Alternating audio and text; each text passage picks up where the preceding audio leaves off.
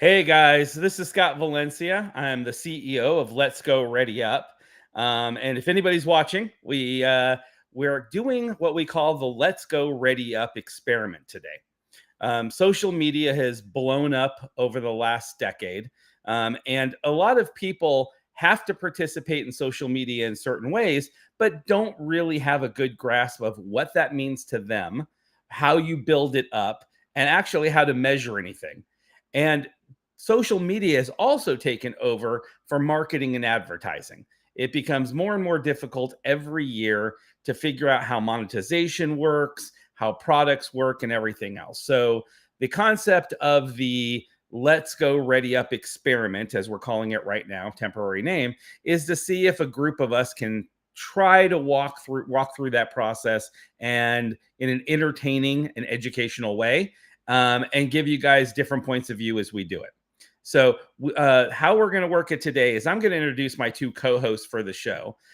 Each one of us comes from a different demographic. So, real quick, as I said, I'm the CEO of Let's Go Ready Up. I'm an over 50 person who lives in the Midwest. And so, my main social media content outlet is basically Facebook. I do some of the others, a little bit, but Facebook is where most of the people I know market, advertise, post their information, and everything else. I'm also a business person full time, and my businesses are constantly using different forms of social media as far as creators and advertisement and things like that to move the product forward. So that's kind of where I'm looking at social media marketing and product placement as a whole. My first co-host is someone some of you may know. He is a professional content creator, meaning that he does do content full time. He concentrates mostly on gaming content, and I'll let him go over his information directly to you. But I'd like to introduce you to Billy, the Trainer Club Lutz. So let's bring him in.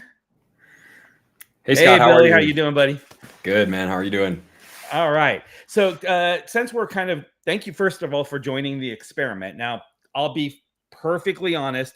Billy is not only a full-time content creator, but he's also a co-owner and partner in the company. And so we want to be perfectly transparent in everything that we do.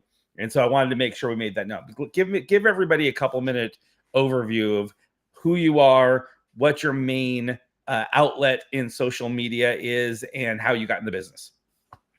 Absolutely. So let's start off with who I am as a person. I have started throughout my life. I would say that, when I was younger, I was a almost professional skateboarder, which I dedicated 10 years to. So give a little bit of a backstory. After going through all of that, I transitioned into playing video games, which eventually led me into doing video game live streams. We did a lot of things with Halo and put on some pretty big competitions. And then after that, I started transitioning pretty heavily into health, and I started personal training. And I also went and got my master's of human nutrition and functional medicine. And I started practicing healthcare at a holistic clinic in Atlanta. And that led me into actually kind of ironically Pokemon Go. And through that space, from one of my buddies who I was doing a clothing company with, who also I did Arena Gaming League, which was our Halo League, he got really into Pokemon Go. And so that Pokemon Go experience kind of put me back into the gaming scene, going away from gaming for a little bit of time after that. And it really put me back into being obsessed with exploring outside, meeting people, having community. And Pokemon Go did that all for me. And it wasn't until about a year and a half into playing the game when somebody showed me a couple of YouTube channels of people playing Pokemon Go. And that Pokemon Go, me doing it, getting good at it, seeing how it works, and then looking at that as, hey, man, maybe I could do this because these people are doing it, led me into Pokemon Go and Pokemon Go YouTube. And that's how I've landed here full time. That's how I've met Scott and Phil and many other people. And it's been an absolute blessing to be able to do that and travel the world catching Pokemon, something I never would have imagined I would ever do. If you told me at 8 years old, hey, man, in your mid 30s, you're going to start catching Pokemon and traveling the world doing so, I would have laughed at you and be like, I don't even understand that. Right. But that's my current reality. So All right. All right. So let's bring in our second co-host on this. Now, this gentleman is a professional athlete. Now, everybody knows nowadays, athletes have to be as big into social media as everybody else, not just to, keep up with what's going on and people, keeping up with building up their reputation and everything else. But a lot of them are now coming in and monetizing on social media as well. And so, what I want to do is I want to bring in a former NFL player, nose tackle, first round draft pick. His name is Phil Taylor. Mr. Taylor, how are you today? What's going on, Scott? What's going on, Billy? Appreciate you having me, man. What's up, Phil? How are you?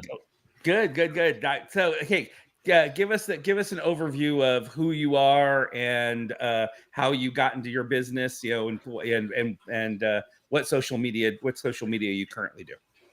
All right. I ain't gonna be as long as Billy, but yeah, I'm a retired NFL vet. I did 8 years in the NFL. My first 5 was with Cleveland. Then I had a short stint in Denver, and then my last 2 years was in Washington for the Redskins. I retired in 2019, and after I retired, I just been chilling, spending time with the family. I got back into Pokemon Go, and that's where I met Billy at. And ever since then, man, I've just been grinding the Pokemon Go and coaching my son in football, and just trying to find time, find things to do with my time. Now that I'm not on a rigorous NFL schedule anymore. Sure. Now, one of the things you said there is that you're currently coaching your son. I mean, mentoring plays a big part in social media as well. I mean, parents follow what's going on with the games. Coaches at schools and everything post information on social media. So, I mean, you still, even though you're not a current, you're a retired NFL player. I mean, social media still plays a big part of your life, I would assume. Oh yeah, it does. I'm always on Instagram daily, X, just to I use it just to keep up with the the current events and things like that, just to find out what's going on. So and that's how I talk to a lot of my family and stuff as well, and keep up with old buddies from high school and college, and guys that I used to play with and against in the NFL.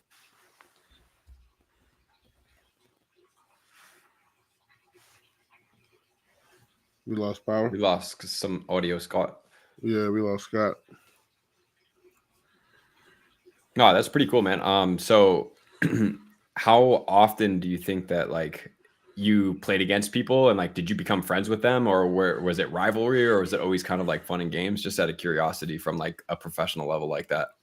It depends on who it was. It was a lot of rivalries, and then a lot of the guys who you were teammates with in college, you get to play against them in the pros. But Yeah. it was fun.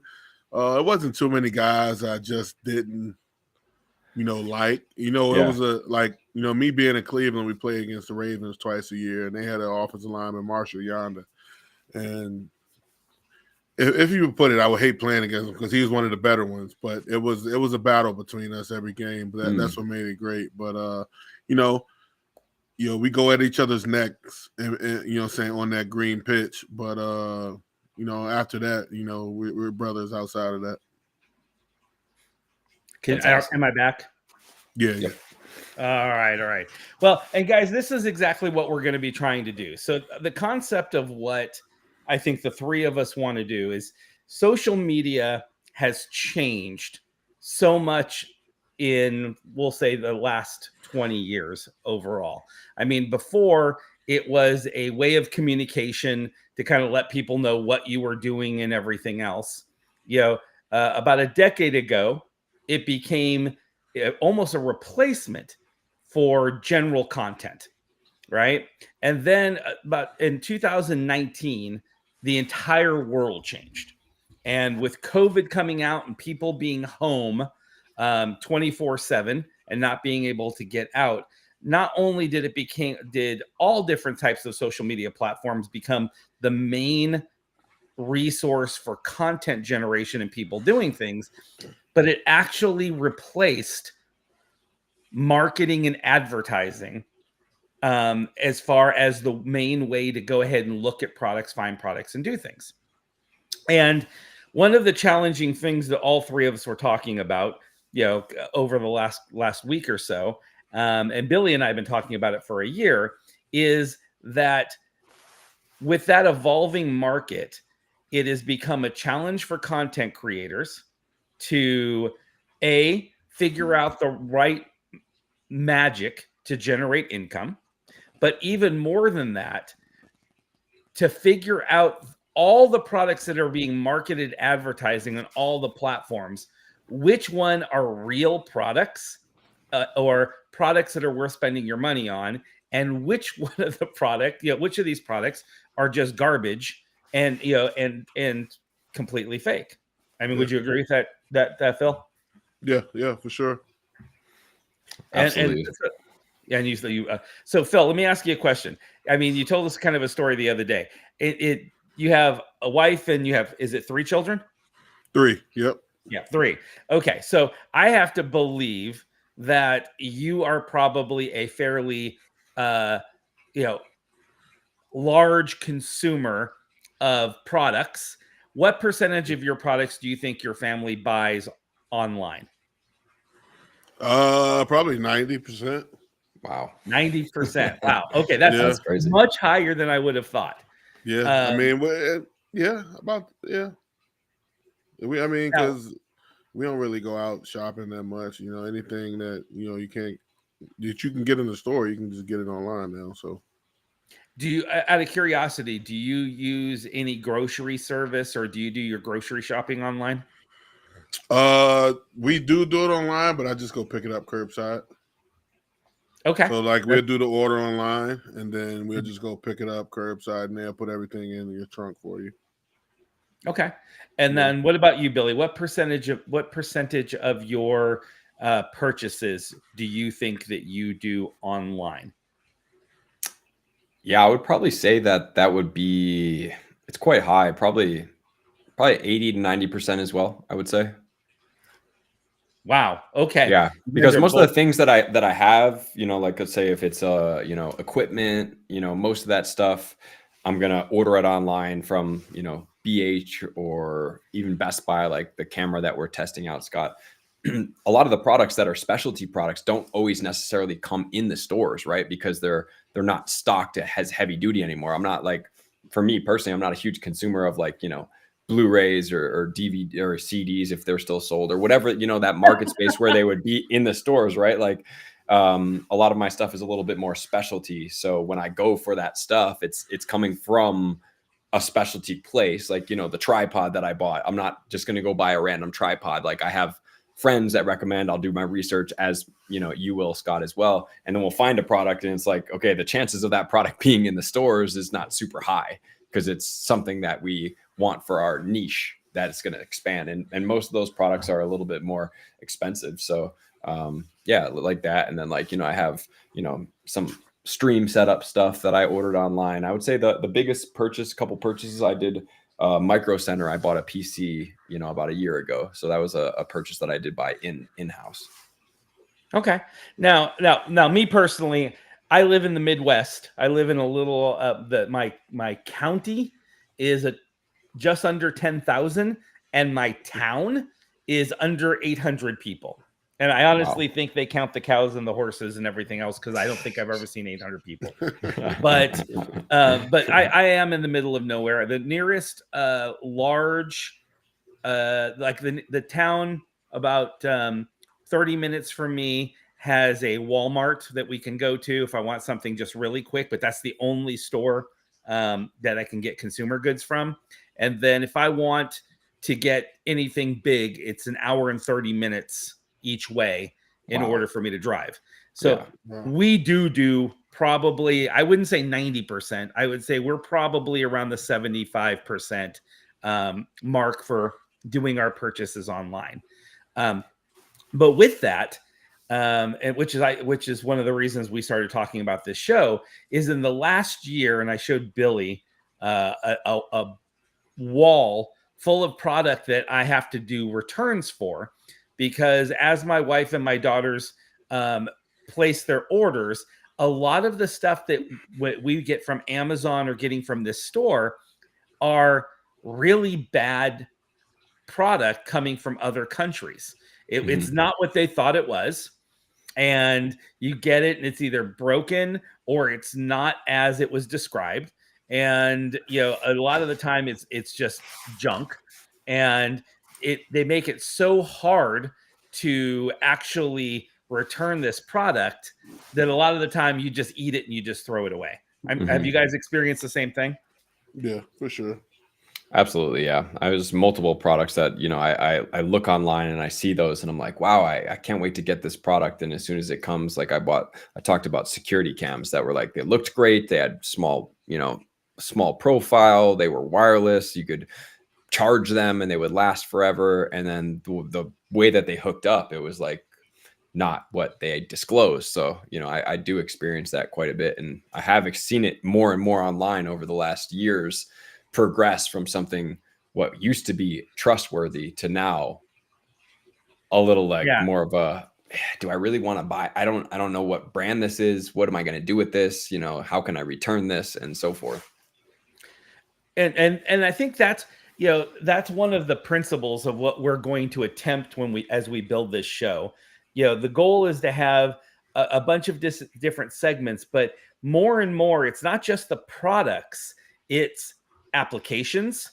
It's all the side gigs or side hacks that you can do. I mean, I really believe, and you can see it.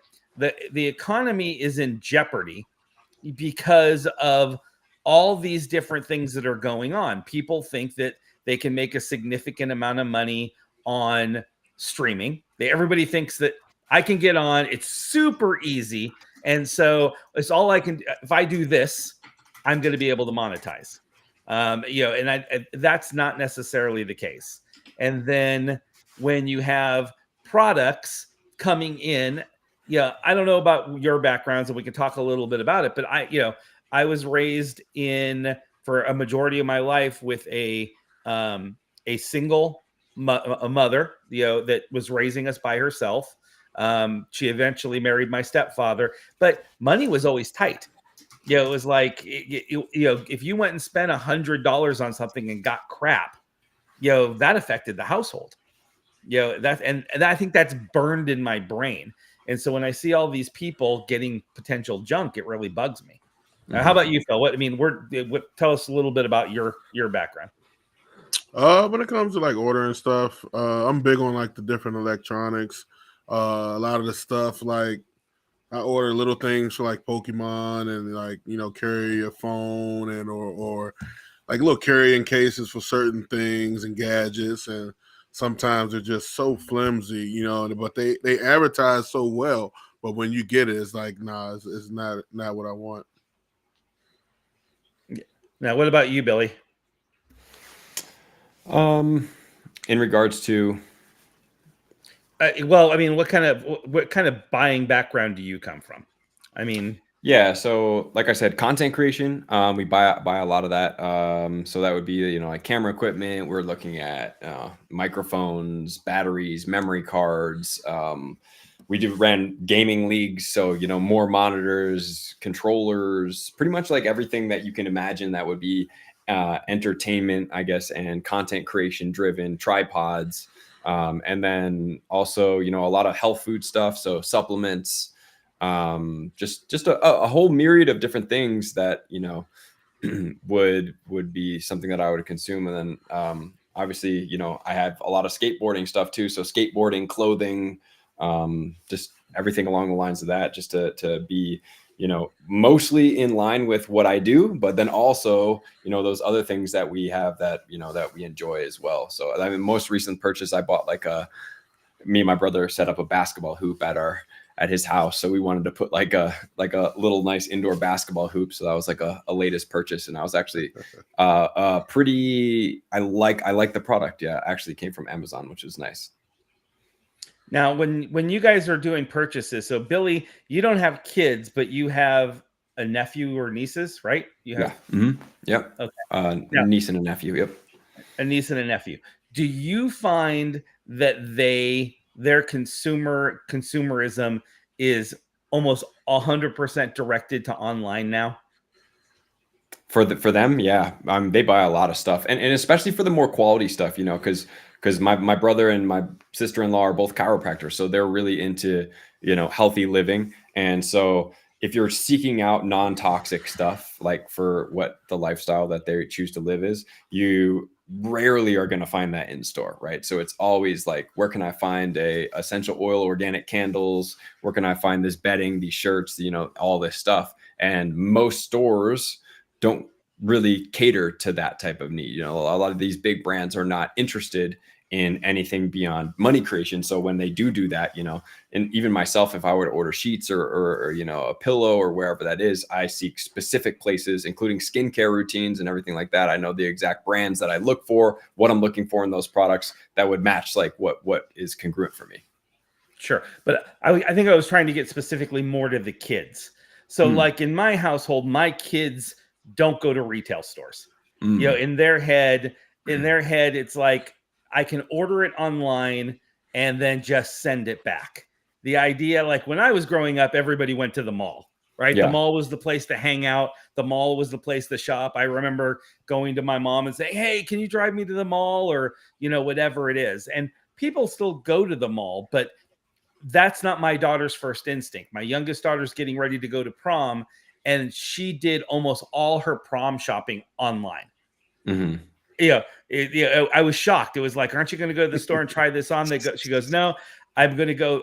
I'm ordering 12 pairs of shoes and this many dresses, and I'll just send back the ones I don't like. And I constantly getting packages on there. But kids are driven now. That's how they think. It's just like, get online. They all have their phones and boom. It's like, it's bam there. That's all they think about. So I was asking, your nephews and nieces are kind of young, super young. Yeah. But so it wouldn't really apply, but they also like, Evely got a shirt the other day and she got she really wanted a rainbow unicorn stuffed animal. So that they shopped for that online. Right. So it's not them specifically doing it, but they know what they want, and then, they can imagine it, and then they go to the online places. So they don't have phones. And then my nephew is almost 2. So, he doesn't really have that ability yet, but I definitely, I do see it with a lot of people like you're talking about. Like, it's like everything's bought online. I'm going to buy, even for myself, or for kids, it's like, you'll buy 3 pairs of shoes knowing you're going to return 2 of them just to find the one that you want. Cause it's just how the online marketplace works. Except for Phil, because like everybody's talking about his shoes. It's like, how many are back there, man? How many are back there? Do you know? Nah. I make people mad if I turn the screen. It's wall to walls. So when Phil orders shoes online, he orders 20 pair at a time, and he picks out the one that are like not scuffed and perfect. And then he goes, okay, this one goes in my collection. Send all the others back. Nah, I've been slowing down lately. In the last year, I might have bought probably like 4-5 pair of shoes. Nice, man. No, but for you, you have so many, right? And there's no way you can wear them all the time. So it's like, you already have, you're just probably buying maybe like 1 pair that you really like, and then just some of your daily wears. When those ones, it's like, oh, I have a specific, this shoe, you wear it once and it's like, it's going to be good forever because you're never putting some of them up there. I haven't even put my foot in yet. So first I want to say, Alexa, thanks for the raid train for getting our numbers up there for a little bit. We appreciate that. Yeah, let's go, Alexa. Hey, and for doing so, I'm going to ask Phil a very specific question. What's the most expensive pair of shoes you have in your collection? Oh man. Other than designer ones like Louis Vuitton, stuff like that. Sneakers, I would say I have the LeBron championship pack ones. Those are like the red ones right here and these green ones. Together, the whole pack was like $3,500, and that's when they first came out. So I don't know how much they want for them now. Did you buy those like straight through like retail, or was that like I third had a party? guy that does resale. Oh, okay. Yeah. So how that works is like the guy, like scalpers basically get all the shoes somehow, Yep. and then they immediately start reselling them. So then obviously it climbs. Is that right? Oh yeah. I got a buddy. He just took probably over 100 or so pair of my shoes and just cut me a check for like 30-40K. And that was just all Jordans, and I don't wear them no more. So I was like, all right. Yeah. What shoe size? I'm 14, 15. Okay. Yeah. So they're obviously in need if he's willing to buy those, right? Oh yeah, for sure. Yeah. It's actually funny. I have a story from Miami. I lived in South Beach for 2.5 months ish. Mm-hmm.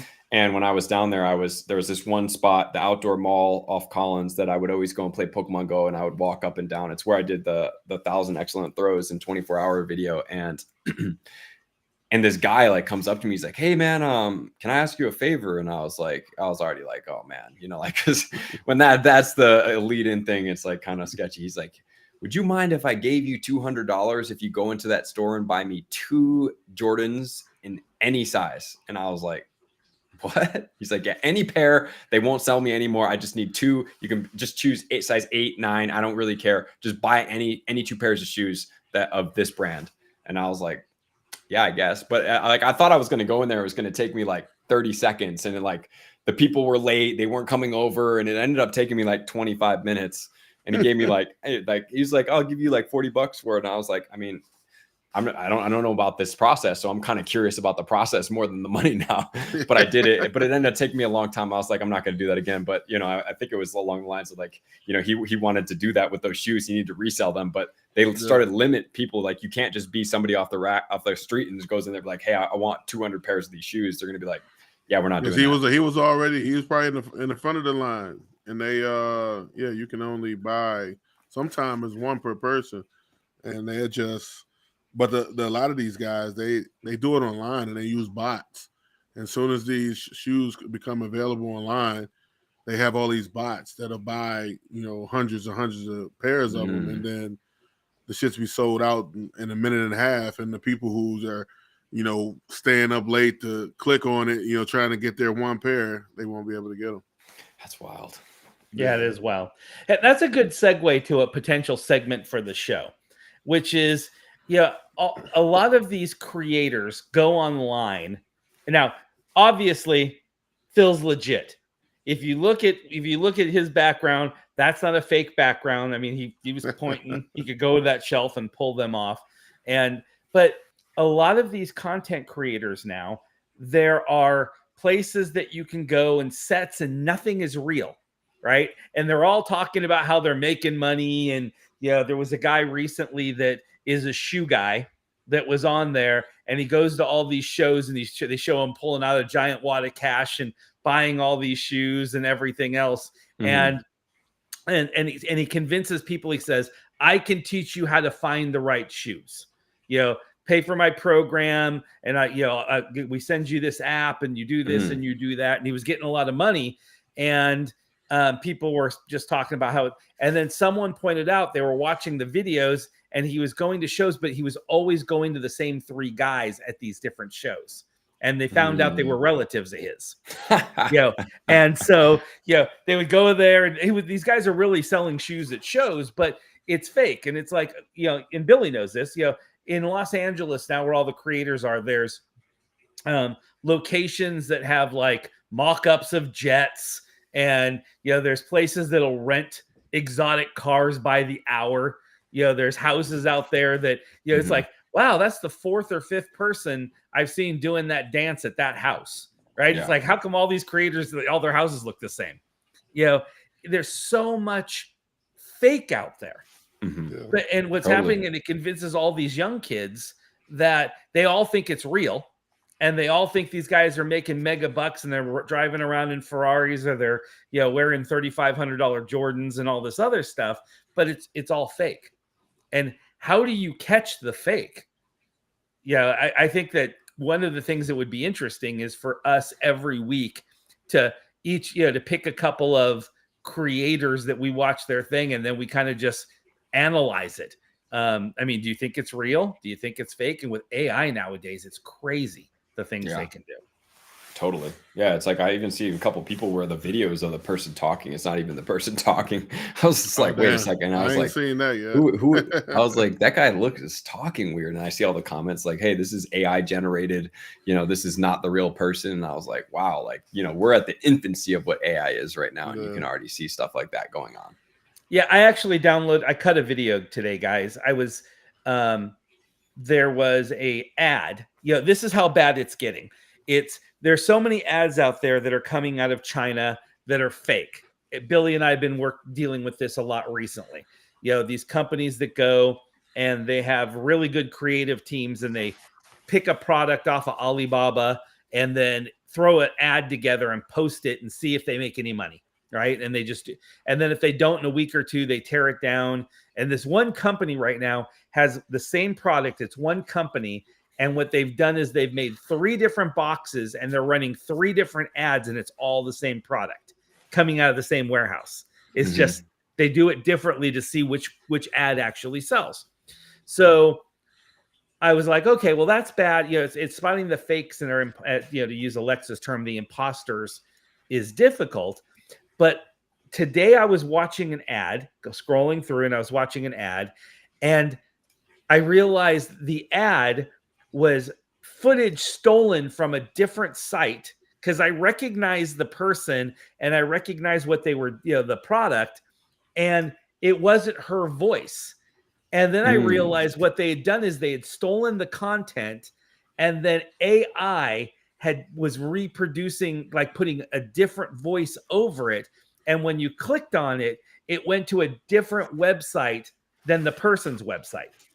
And I actually recorded it because it was like, you can tell it was a Chinese, or I'm not going to blame the Chinese. It was a foreign AI generated site because the grammar was bad.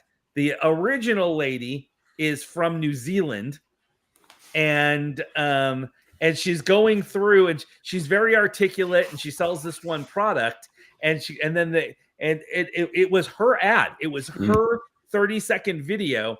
And then it was an AI voice going, you know, hey, click here now and get 2 for 1, which is what the original ad offers.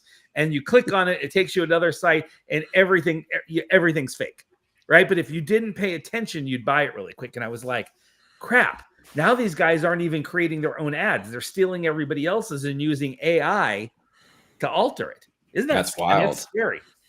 Yeah, that's crazy. That's super wild. Yeah, I mean, there's really not going to be any, you know, limit. And I also I heard something as well that a lot of like extras in the movies eventually will just no longer be people. It's just going to be like simply AI generated background instead of having like, you know, for myself.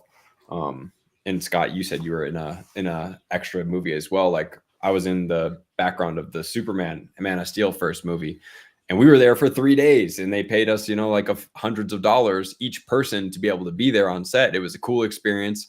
But once you have something like that, it's like, do you really need those people to be back there? If they're not doing anything, they're not really talking, is all they're doing is like maybe moving for the most part, you know? So it's going to, you know, it'd be a whole different world at some point. But I got paid $60 for a movie. Yeah. I had a little 3-second clip in Draft Day, the movie with it was about the Browns, the Draft Day movie. Yeah. Like you're in that? You're talking about I'm gonna have to. That's one of my favorite with Kevin Costner. Yep, with Kevin Costner and Chadwick Boseman. Yeah. Where are you at? At the end when Chadwick is about to run out the tunnel with the team. Nice. Man. Okay, yeah. I'm gonna watch that. Honestly, I love that movie. I probably watch it every other month. It's that whole tension and build up through the whole thing. Yeah. So kind of a weird story, but about 7 or 8 years ago, I was an executive at Fox and we were building a new video game show called Championship Gaming Series, and Fox, News Corp and Fox gave us $50 million, and they gave us the top producers and filmers from the NFL. Because people don't realize, like the cameras that go across there and the animated lines that go across, all that was generated by Fox Sports and made the game more interesting, right? It was tremendous. So they decided they wanted to try to do the same thing with video games. And when we picked our teams, worldwide teams, to play the games, we went to the Playboy Mansion and we did a draft. And we brought in a bunch of football players from the draft to kind of walk us through how the draft works. And there is so much tension and behind the scenes trading and all these things going on, and everybody wondering, are they who's picking them, what's going on. And when I saw draft day for the first time, I was like, that's 100% what it's like. I mean, I felt the tension, as I was sitting there. That's awesome. Is cool. So that's awesome that you were in it. Now I know someone that's in it. That's it was, even though I'm not a big fan of Kevin Costner, he actually did a pretty good job on that show. Yeah, I didn't even cash a check. It was like, it wasn't no point of it. I just kept it. It was $60, so 3 seconds. 3 seconds, $60. That's funny because in the Superman movie, Kevin Costner was also on my scene as well. Oh, okay, that's awesome. That's pretty funny. Well, Kevin Costner wasn't in my movie. I had a 2 second cameo in A View to a Kill, a James Bond movie. Nice. Okay. So it was nice. Car was coming down off of one of the bridges and blowing up after a chase, and I just happened to be driving by at 3:00 in the morning getting donuts in San Francisco because I was bored, and pulled up, and they were like, "You can't drive here, but we need some extras. Do you want to stand over here and watch?" No way. Here I am. I'm 18 or 19 years old. I guess I was 18. I was just getting ready to leave for the military. It was one of my last things, and I drove out there in a leather jacket, super long hair, because I had long hair in high school. And I was getting ready to get it cut off, so I drove to San Francisco for donuts and then got that thing. That's funny. So we actually have quite a bit in common. I mean, if you think about, besides our age, so all three of us play Pokemon Go, right? Yep. So there's that. Let's three of us have done a cameo in a movie. Mm-hmm. Billy, was almost a pro skateboard player, so we'll call him a semi-pro athlete. Phil is a pro athlete. Yeah, I was a pro athlete. I played, Madden 95, 96, and 97 professionally. So I think that qualifies in some sense. Yeah, that's good enough. That's good enough. I actually think I had a first round draft pick in one of those seasons, but so I mean we all have some things going on here, so it's actually a pretty good combo. I don't have nearly as many shoes as Phil did. Dude, I have to say, did you build when you bought your house and you started doing this, did you have to think through, like you said, if you turned the camera, it would just be wild, the number of shoes? It's like that's a pretty big display. I mean, how did you think? I mean, it's like, it used to be upstairs. It used to be upstairs. Really? I just had it was a whole room, and it went around the whole room. And it used to be a TV, like a TV screen was right there. That's why the opening. I just put the Funko Pops back there now. But my wife's cousin came over from, or uncle came over from Croatia. He took it all apart, labeled it, and then he came down here in the basement and put it all back together. So yeah, I mean, it took him a while, but shoot, it was worth it. So are those shoes? Are they shoe shelves, or are they just shelves that you made into like? They were shelves made for my shoes. So they were measured because I wear, like I said, 14, 15. So they were made big enough so that the shoes can fit. Yeah, because it almost fits exactly like 4 pairs across on every single one that I'm seeing. So I see that. Yeah, that's sick. You're never going to be able to move, Phil. Yeah, if I move, the next people they can have them. They can have. Yeah. Gonna need a whole moving truck just for your shoes. Yeah, I'll get a new one built. Yeah, that's awesome. It's like it's like when people sell their house and they say the furniture comes with the house. Your house comes with the shoes. It's coming with this and this big ass fish tank. I'm not moving that shit either. I always wanted to do the fish tank thing, but it always seemed like it would be way too much effort. It used to be a saltwater tank. I had corals, sharks, all type of stuff in there, and it just got, with me playing and just my wife being here, it just got to be too much maintenance, and it was expensive. I think I was paying, $1,500 a month just on this one tank just to keep it, running, because you got to keep the chemicals right and parameters right. And now that I switched it over to freshwater, I pay my guy like $100 every other month or something. So it's like, oh wow, night and day. Yeah, it's night and wow. day. How many gallons does it fit? Almost 600. Jeez. Whoa. Yeah. Well, That's a swimming pool. with the sump is over 600. Yeah. Wow. So like, is it like a long one, or? It's 8 feet long, 2 feet high, and 4 feet deep. Jeez, dude, that's a full bathtub right there, man. Yep. Wow. 600 gallons. That's pretty impressive. That's wild.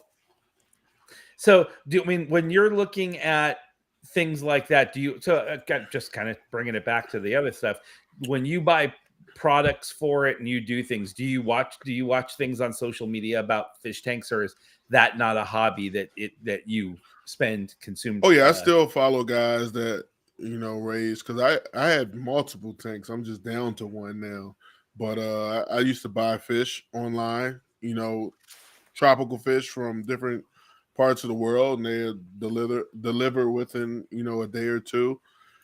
So corals, live corals. I used to grow corals in one of my tanks. So yeah, I would, and all that stuff you gotta get it online, because up here in Ohio, you're not about to find no tropical fish and corals. So I guess you pretty much have to. Did you ever have problem with that? I mean, did you ever get, place an order online? I would think if you're dealing with large dollar items, large ticket items, and I would think, you're not. They come with good insurance, because usually, like if say you get the fish and the fish is dead, you'll send them a picture of it, and they'll replace it, and they'll probably just send you another one. So, but like like the saltwater fish, the most I spent on one fish, maybe a little over $1,000, and the fish was probably 4 or 5 inches, and it was like $1,000 fish. Wow. But it was crazy. I mean, I was addicted at one point to saltwater. I love saltwater a lot. One day I'll get back into it, but I'll do it myself. It's amazing. I never really thought that fish would be that big of a business, but in Asia, the koi, I mean, they have koi over there that are several hundred years old, and they, when they breed them, they're like gathering the fish and going out there, and there are shops in Singapore and in Taiwan and places like that you go down there, and they're $10,000, $20,000, $30,000 a fish, to put your wow. Yeah, they got $1 million koi fish over there. If you know where to search these koi, like I got a buddy out here. He has a koi pond in his backyard, and in the wintertime it'll freeze up, but it's deep enough to where the ice will only be like a foot or so, but underneath it'll still be like 5 or 6 more feet that they swim around, and even with the ice on top, they're still living and stuff. So they're hardy fish. See, with me, with all the animals we have out here on the farm, it's like I'd see a fox or something running down the street with my $10,000 koi, and I'd be just pissed. He'd be hanging on my wall next to that guy. Just would not be able to handle it. So when we're looking at doing these segments, like, we want to make sure that this feels natural, that we're going out there and doing it. I think one of the concepts that the three of us had was that each week we would talk about a product or get advice from you guys of things that we have seen online that either don't seem believable or people are talking about and they're spending money on, and we want to spend the money for you and then test the quality and see how good it is.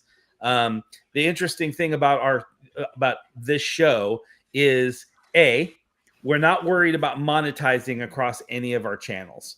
So we don't need to monetize on Twitch. We don't need to monetize on YouTube. We don't. Matter of fact, we probably won't be able to, because the fact that we are calling out products and giving critiques and everything else, the odds are that we won't monetize. But any monetization that we do, we will put back into the show to do giveaways and things like that. But none of the three of us are not in this to make any money, as far as the show is concerned. But as we test products, our company will pay for the products via suggestions and everything that you guys do. We will take the products and test them, and then we'll just tell you what we think. Is it worth, is it worth what's going on? Where did the product come from? Was it fake? And that's just physical product. And then we talked about apps. There's lots and lots of apps. Every day, apps is $100 billion business. Wow. And I don't know how many apps I have purchased, and they are completely just junk.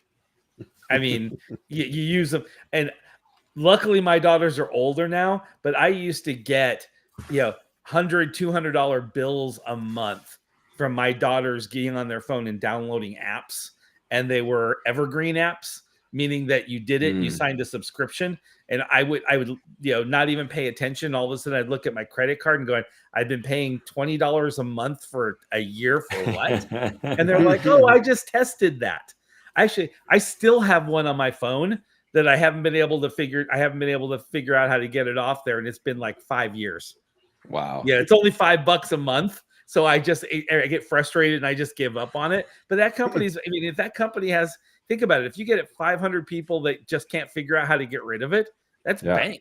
Oh yeah. They just totally living off passive. Yeah. Great passive revenue right there. Yeah. That's right. I feel like an idiot. I'm a tech guy supposedly. And okay. What app is it? It's a fitness app that supposedly it uses your phone and uses your watch and tracks all this data. And the Apple software on the watch will do all that same tracking for you, which is why my daughter thought she was getting a bunch of extra things. And then she realized, or her older sister said, oh, that's already on your watch and communicates it to your phone. You don't need to do that. So she said, okay. But she had clicked the subscribe button, and it's still to this day on my phone. We'll have to actually cover that. Maybe Billy and all of us will go out there and we'll download apps and then go ahead and then see how easy they are to get off. But, it's interesting. That is such a big thing in America right now that there's actually an app that tells you, that deletes apps for you. Yeah, 100%. I've seen it. Yeah, even duplicate pictures and stuff like that. Yeah. I need that. Yeah, and we should test that one. Because they were everywhere. What was it called? I don't even remember. I'll have to Google. Does anybody know what that was called? It was like, it would go and check all your services. Like if you were, had 2 Netflix accounts and all. I want to say it was Rocket. Oh, yeah. Something, but Yeah, I know exactly what you're talking about, but I forgot the name of it. I always see those commercials. Yeah, Rocket Money. Rocket Money. There you go. Rocket Money. I think I got the app. That shit don't work though for me. Oh, no, see, that's what I'm talking about. Unless I just wasn't using it. It don't work. Well, it's interesting because you got the other Kevin on here that says that he keeps seeing ad for these fake games on Instagram. They look like they'd be, but you're right. There are so many fake games out there, and my daughters would get sucked up in that too. You'd see this ad. They're not necessarily fake. You just don't get to play it like just that mode. You know what I mean? You have the one where you got to save the guy. You got to, problem solve to save the guy from the fire falling on his head. It's like little game modes within a game. So you got to play this regular game, and every so often they'll give you one of those problems to solve. So like it's not really that game. Yeah, well, and that's the whole bait and switch. I mean, that's exactly right. I love Kevin's comment. Giovanni set that up. Yeah, you're 100% right. He's sitting back there with 2 Pokemon sitting on either side, just going, "Yeah, baby." Definitely. But the other thing is the data. I mean, let's kind of segue into something different, which is, everybody's thought, everybody, I'm sure, is seeing something about the government trying to shut down TikTok, right? I mean, that's a big deal this election. I think just on Monday there was a bipartisan vote, which there is like zero bipartisan anything anymore. I mean, the two sides just do not agree. You got Trump on one side and Biden on another. Neither one of them can remember if they changed their diaper today. And they're sitting there trying to make all these major decisions. So neither side of the house, can think of anything. But here they are. They're trying to take down TikTok. So I'll be interested to hear what Phil and Billy think about this, and you guys too. But you guys, do you guys understand why they're trying to take down TikTok? There's like two major reasons. Phil, what do you think? Do you know what do you think the reasons are they're trying to take down TikTok? I don't know. I mean, I think that they think the Chinese is spying or whatever, but they always think that. But only thing, my thing about it should be a age limit on it, and not necessarily censor. I just think because my son, he likes TikTok, but recently I don't have him on it anymore. But just being able to censor certain apps for the age limit, like YouTube. There's no way on YouTube where you can limit certain stuff for kids and without going to YouTube Kids, and YouTube Kids is like the dumbest videos ever. You know what I mean? Yeah. But yeah. So it's like it's no in between. You know what I mean? It's either YouTube Kids or whatever rabbit hole they may choose. You know what I mean? So, but yeah, to get back to TikTok, it's the same way. But I don't know why they might be banning it or whatever. But they say they're spying on us. I mean, I ain't that interesting. So spy on. Okay, Billy, what do you got? What I personally think, I think number one, I think that there's a lot of free flow information out there, and similar to what Phil's talking about is it's hard for them to be able to quote unquote keep control of what's going on.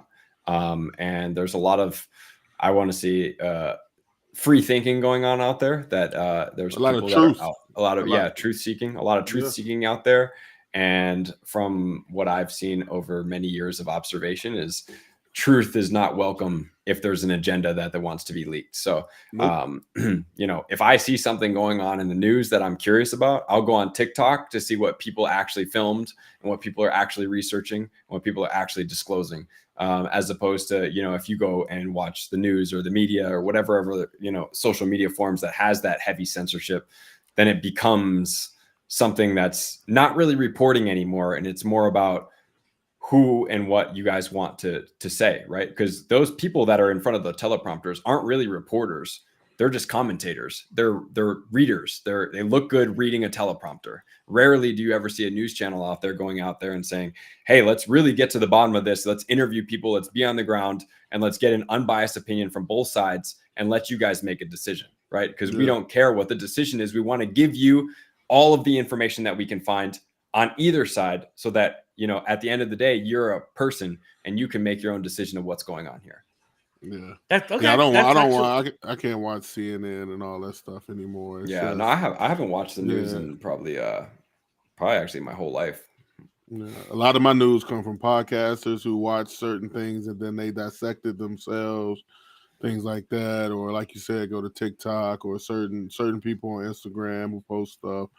But with Instagram, they've been censoring a lot of stuff on that too. But TikTok is more free.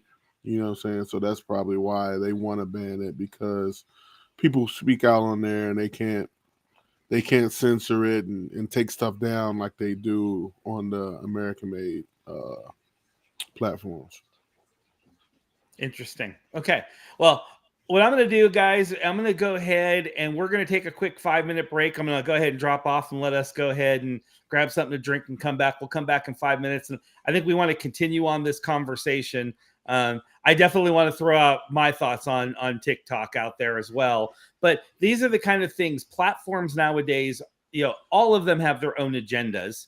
But it's very, very difficult to understand for a lot of people the government's perspective on this thing. So I think we want to kind of try to talk through these things, and I'd love to hear what the people in the chat think about all this as well. So guys, we'll see you guys back in 5 minutes, and we hope you stick around. All right, thanks guys.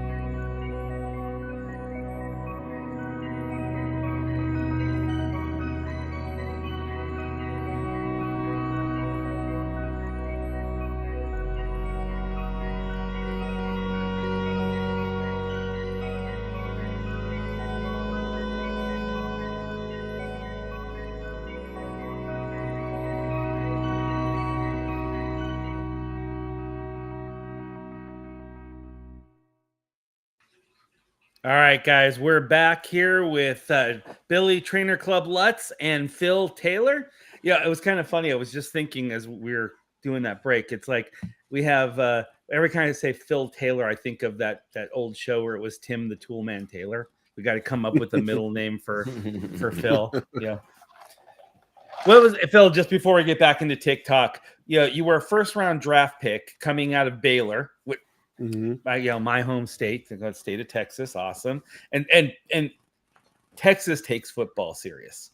That's sure. high school and college ball in Texas. It's like it's like mashed potatoes and gravy. It's just like you can't get away from it, or white bread in a meal, and. Bill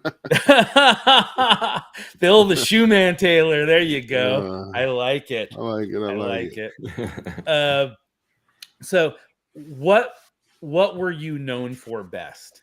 I mean, you were a nose tackle, correct? Yeah. Yeah. Just my playing style. I was just known for, just being tenacious, nasty, just I was the defensive guy that wanted to kill the QB all the time, and smother the running back. So I just loved it, man. Just getting a chance to tee off on somebody every time, and not get a lawsuit. Oh yeah, love it. do you have like a top couple plays in your mind that kind of stand out that you enjoyed? For pro or college? Either or. Let's say college, when I got my only career interception, my first game plan after I transferred to Baylor. Pro, probably my first NFL sack was against Michael Vick, so probably that one. Nice. Wow, that's cool. Awesome. That's a throwback. Oh yeah, for sure. All right, so let's get back into the concept of TikTok. So I completely hear what you guys are saying about the freedom, but I guess being old school, kind of thinking through it. I'm not sure how much of it's real. So I spent a good portion of my life in the military. Spent a lot of time. We have an office in China, and everybody, and Billy, you especially over the last 30 days have seen how sneaky companies and people are in China, right? Yep. And so the hierarchy for TikTok is owned by a company called ByteDance. ByteDance was a video game company, and one of the big concerns is ByteDance. First of all, most big companies in China are anywhere from 30 to 50% owned by the Communist Party. So over there, you have a thing called Capcom, capitalistic communism. So, it was just 30 years ago. I've been going to China since 1992. And when I first started going to China, when you landed, they would assign someone to follow you to make sure you weren't taking photographs or things that made the Chinese government look bad. And when I was doing business, when you left Beijing or Shanghai and went to any of the provinces, you had to go to the police department, sign out of where you're at, and when you arrived at your other thing, you had to report into the Communist Party, telling them what hotel you were staying at, where you were going, and things like that. I mean, that's how much control there was. And people think it's really loosened up, but over COVID, people saw it. People were starving over there. I had employees that we had living there that hadn't gotten food in like 15 days. They were eating crackers and things like that. And the government would not let them out of their buildings. And, and that stuff doesn't get reported outside the U.S. or into the U.S., outside of China, I mean. So when you worry about, when the government says that they are worried about data and making sure the data that's coming in or leaving the country is not being used for ill-gotten gains, I completely believe it. I mean, now the flip side of that is here in the United States, Google does the same thing, right? Google is the master of data. Mm-hmm. But at the same time, Google is a U.S. company. China is a foreign power. The second thing is kind of what we're getting into. Because of COVID, everything is escalated. So it used to be when a company if a company wanted to spin up a corporation wanted to spin up a company to sell something, it would take you anywhere from a week to 3 months to form a new company. A foreign power, China or anybody from any country now, can go online and start a corporation or LLC in hours. Mm-hmm. Then you have Alibaba and all this third-party product that's being sold on Amazon and all these other things without anybody checking it, right? I mean, Amazon used to vet everything that was going through there, and now they don't even vet 60% of their product. You go on there and there's so much garbage on there that's being done from Alibaba. So when I look at TikTok, who posted, I'll look up the number, but it was north of $100 billion in marketing and sales. Those dollars are not being paid into the US, which is one of their problems. So it's data. It's attention span of your youth, your kids, my kids, things like that. Kids' attention spans are shrinking. I mean, there's so many kids around here that can't stay on task for more than 20 or 30 seconds. Why? Because now, and I'm not saying it's TikTok's fault. Is for as long as there's been online media, meaning TV or movies, someone has been saying it's rotting kids' brains. Because if you're sitting there in the house instead of playing football or skateboarding or doing some sort of activity that helps your mind and your body, it's all about attention span. But what used to be a 30-minute or an hour TV show, got cut down to 30 minutes and 20 minutes. And now kids are digesting things 20, 30 seconds at a time, and maybe a minute or two. And it really, and it's psychologically, they're earworms. I mean, if I see every time I go on TikTok, I see the same, whatever dance is the most popular right there. There's 50,000 girls all doing the same dance, mostly poorly, to the same 30-second earworm. And that's what everybody's watching. You scroll up and it's like next person doing the dance and the next person doing the dance and the next person doing the dance. No, Alexa, my algorithms all go to porn. So that's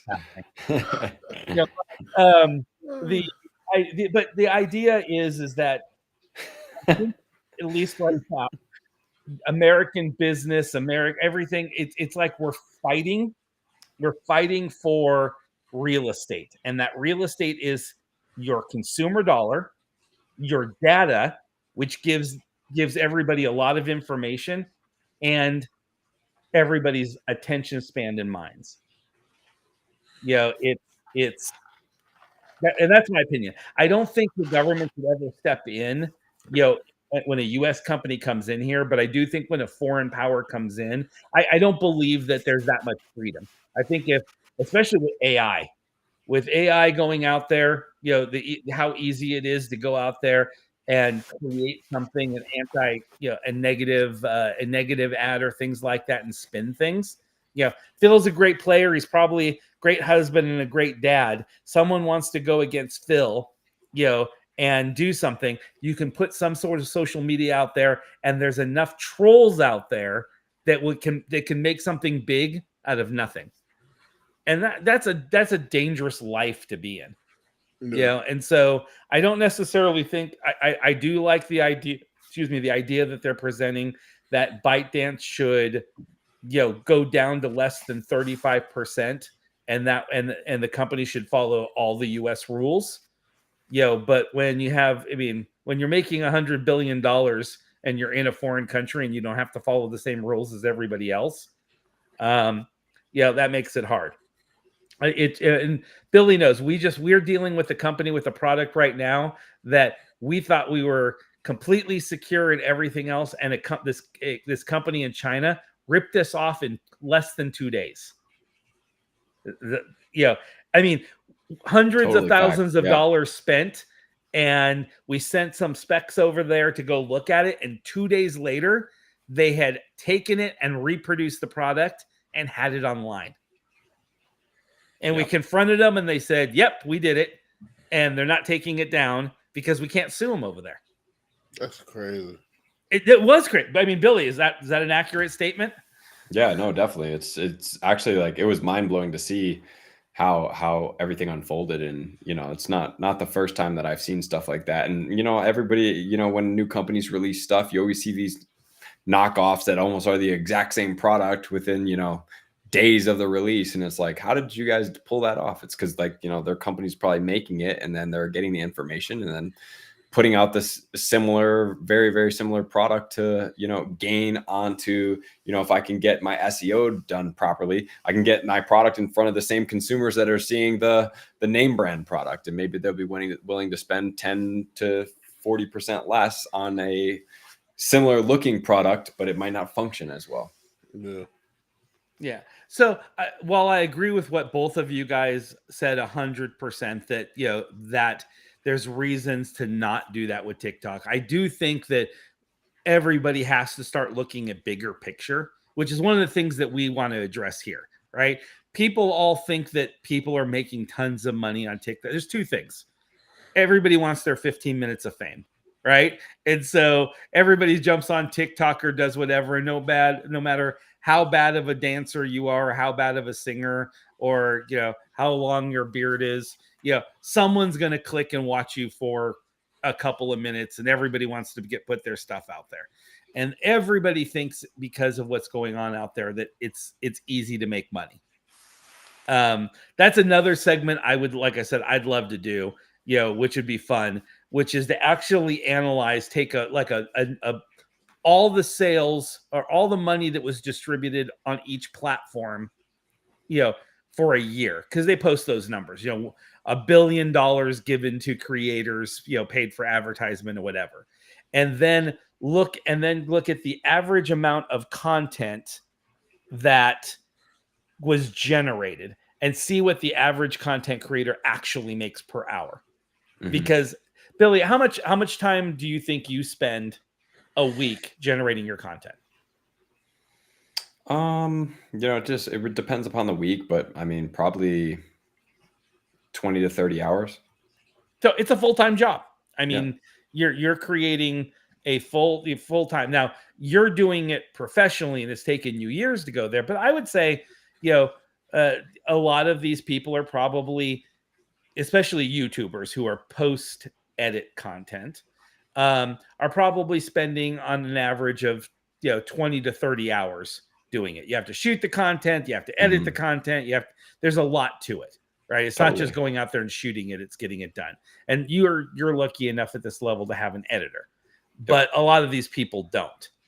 And when you look at what comes out the other side and what you're actually generating, I would say most people are actually living below the poverty line. Yeah, no, I mean, especially, as the competition gets sharper and, companies are willing to pay less if they're not getting engagement, then that interaction between the companies and the content creators is direct, right? It means indirect that they don't pay us directly, but it's direct in the fact that they're only going to be paying for stuff that's going to be paying them back. So if stuff isn't paying them back, they're not going to pay as much. And so that ends up creating, disproportionate revenue gains. And it's harder to be able to project for that as a creator. So that's definitely another issue that people run into. So let me ask you, Phil, I know you're retired now, but when you're looking at, I'm sure you track, other pro athletes and things like that. Do you feel, or when contracts are being signed right now and everything else, is there an expectation of a certain amount of social media activity or content that they like to be generated from their players now to keep things going? Not necessarily from the club's point of view. Yeah, unless you got paid events or something like that, they don't want you to. To be honest, they can care less if you have one or not. A lot of guys don't know, what to say sometimes. So some guys, they don't want them to have no social media. You know what I mean? So yeah, they don't. Yeah, they don't. The NFL, pro sports in general, it's one of those things. Like, I'm glad I'm not playing now in today's game, because I'm a straight shooter and I speak my mind, and it's kind of that put your head down and shut up type things. Shut up and dribble. You don't want to, because you get to talking crazy, then the next thing you'll be on the couch. Mm-hmm. Yeah, no, Yeah, you see a lot of definitely. people do that too, right? Yeah. So let's talk about monetization really quick, because I think that's another thing that we definitely have to cover as we figure out and progress this show. Billy, what are some of the main forms of monetization that creators have the ability to access? Well, I would say the most readily available one is ad revenue. That's shared ad revenue that comes from the platform that you're producing on, whether that be YouTube, Twitch, TikTok, right? They're going out and sourcing ads. They're paying YouTube, Twitch, TikTok, whatever, and then they're distributing that money directly to the creators, right? So that's one of the main sources of revenue, especially on YouTube. And then you have, subscriptions, such as people subbing to your Twitch channel, becoming a member on YouTube, and Instagram has memberships now and all this other stuff. So that's an additional form of revenue. And then you also have the revenue of clothing, brand deals, and stuff like that, where it's like I would call that the more creative revenue, where you could have a Patreon, you can have a lot of people in these days and days have OnlyFans and stuff like that, where it becomes a different form of generating revenue for your business. And then obviously you can do merch and stuff, but for the most part, unless you grow your merch to be such a big conglomerate where it grows, I think, beyond your brand, it becomes something more, then it's mostly just the goal of merch is to have branding out there, right? People are paying you to have branding for the most part. And, while, Mr. Beast may do millions of dollars on his merch, most people are probably not making huge profits from their merch, but it's cool to be at events and people are like, I love your merch, man. It's great. And then, so that person's wearing your clothes out in public and you're getting brand recognition. But the main form of that, depending on which platform, is YouTube's main revenue generation is going to be from ads. Twitch main revenue generation is more geared towards people paying to subscribe to your channel so that they don't see ads. Okay. Now, what about, I don't know if they're as widely done anymore because of things like the Budweiser situations and everything else. There was a lot of sponsorships. Yeah, that were that's done what I would call brand deals. Okay, so those are you're saying that brand deals, meaning like I like Scott. I want Scott to represent my brand or my product, right? So those are what in the content creation world they're called brand deals. So a brand is reaching out to you to pay you, like the Budweiser thing, to represent their product, to talk about their product, to maybe be featured in one of their commercials, or to feature a commercial of yourself using their product in your content in some form. Okay, and then of course there's also affiliate money. Mm-hmm. Right. Yeah. And affiliate money is like, it's cool, but it's not, once again, that's not really a massive generator of revenue. It's something you can put up there and make some money on it. That, most of the time for the affiliates programs is usually it's not super relevant content for you. So it's like, the big, if you were like, I use Apple phones, like Apple doesn't have affiliate programs, so they're not going to pay you out any money. Right. But yeah, those are also out there. And most of the brand deals that you do will also have you participate in some type of affiliate program, or, hey, use my link, if you're going to buy this product, get 10% off. So we can kind of try to track it and see who is going to do it, to see if you're a worthy investment for the future. But isn't TikTok mostly affiliate? I mean, most of those sales programs, you're going in, you're grabbing a product and you're trying to sell it and you're hoping to get, unfortunately, a lot of those people aren't getting paid. That's kind of one of the big things that keeps going on there, is they go and they take these products and they try to sell them and then they don't see the check. But I would say TikTok's kind of a hard space because like their ad revenue is very minimal, like very minimal. Like I have a buddy that does, millions of views a month on TikTok, and it's not any money. Right. So TikTok seems to be, one of those things where you can get entertained, but if you're going to succeed on TikTok, you have to do brand deals if you want to make money. Use your audience to create brand recognition and product sales for some company. And that's that's really what, you know, he does. Like he got a Major League Baseball deal where he would go to the Major League Baseball and post about their stuff. And, you know, I think it's awesome. But when I look at that from like a creator standpoint, I'm like, what's the purpose of that? Like, you want people to watch the MLB, and like, I don't really see how that's going to make people want to watch the MLB personally. But not to say that I dislike that he got that deal, because I'm super stoked for him. But I'm just saying, from a business perspective, I don't see that paying off. Now, Phil, I mean, you're retired now, but kind of in the same vein. I mean, when you were playing for the NFL, did you get companies coming up to you and saying, "Hey, we want you to represent our brand," or "We want you to do that," or are those the sorts of things for the average player that you had to go out and try to seek yourself, or your managers tried to do? Mostly my manager, and it was anything from, you know, car deals. Like, you know, I would drive around in a, you know, Mercedes or some other high fashion car for a week, you know, post a couple pictures about it and tell them, you know, the guys at so-and-so dealership, you know, let me drive this around. Just, you know, give basically a review on the car or whatever. That I had shoe deals with Nike. So, you know, I would be able to spend up to $5,000 a month just on the Nike website alone. A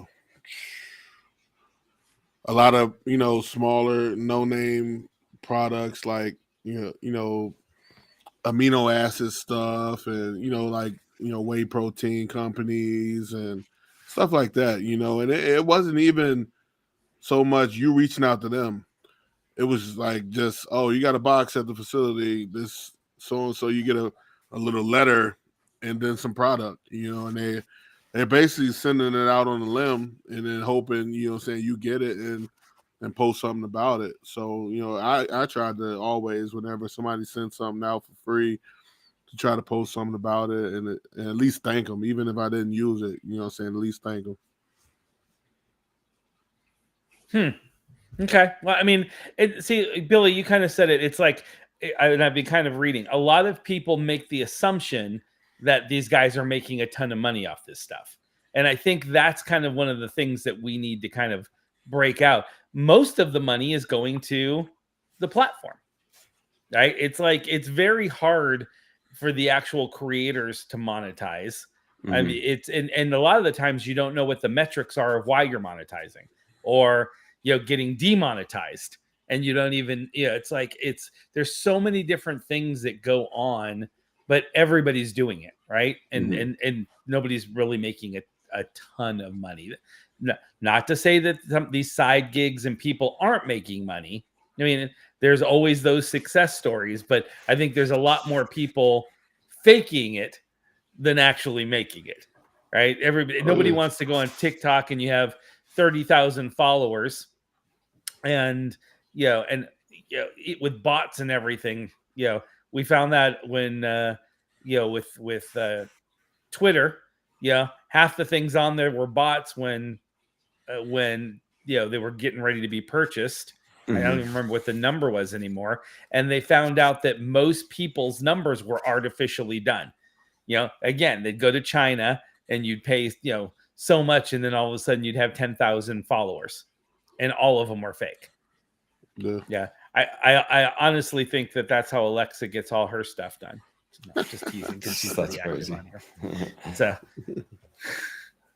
she's 100% botting. None of these people that are chatting, it's all her, and she's using an AI to reproduce all the people that are following her. So she's just talking to herself. No, yeah. But it's just, and again, I think that, you know, we have to expose this stuff, because it's just really just killing people. And our kids are growing up. I read something last week that for the third year in a row. Now look at that. See, Kevin is confirming he's a bot. He's 100% a bot. He was actually funny. I know he's AI. I was just kidding. So for the third year in a row, when asking kids what they want to do for work when they grow up, the number one answer was a content creator. I mean, that's disturbing to me. Yeah, it used to be, I want to be a football player. I want to be, I want to be a scientist. I want to be a doctor. I want to be this. The number one thing that people want to do is content creation. And I think being a successful content creator is probably as hard, maybe even harder than becoming a pro NFL player. What are the statistics for becoming a pro player? I mean, and I'm talking about making it to the NFL and making real money. It ain't easy. That's for damn sure. Some guys, they don't even make it past high school. So I put that in perspective.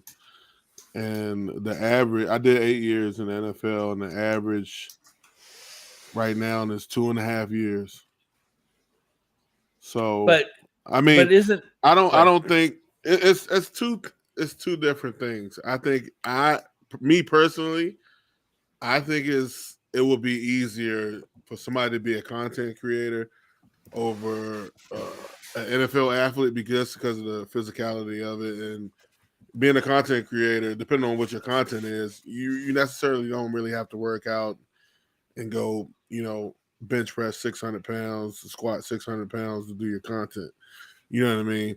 But at the same time, in this day and age, all these kids know is TikTok, and I think it might be easier because if all they see is TikTok videos and all this, I mean, you're learning from what you see anyway.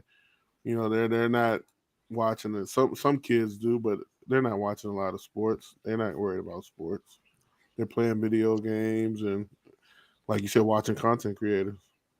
Okay, well here's your live stat. So according to the NCAA, fewer than 2%, 1.8% of all collegiate athletes make it to pro in their field.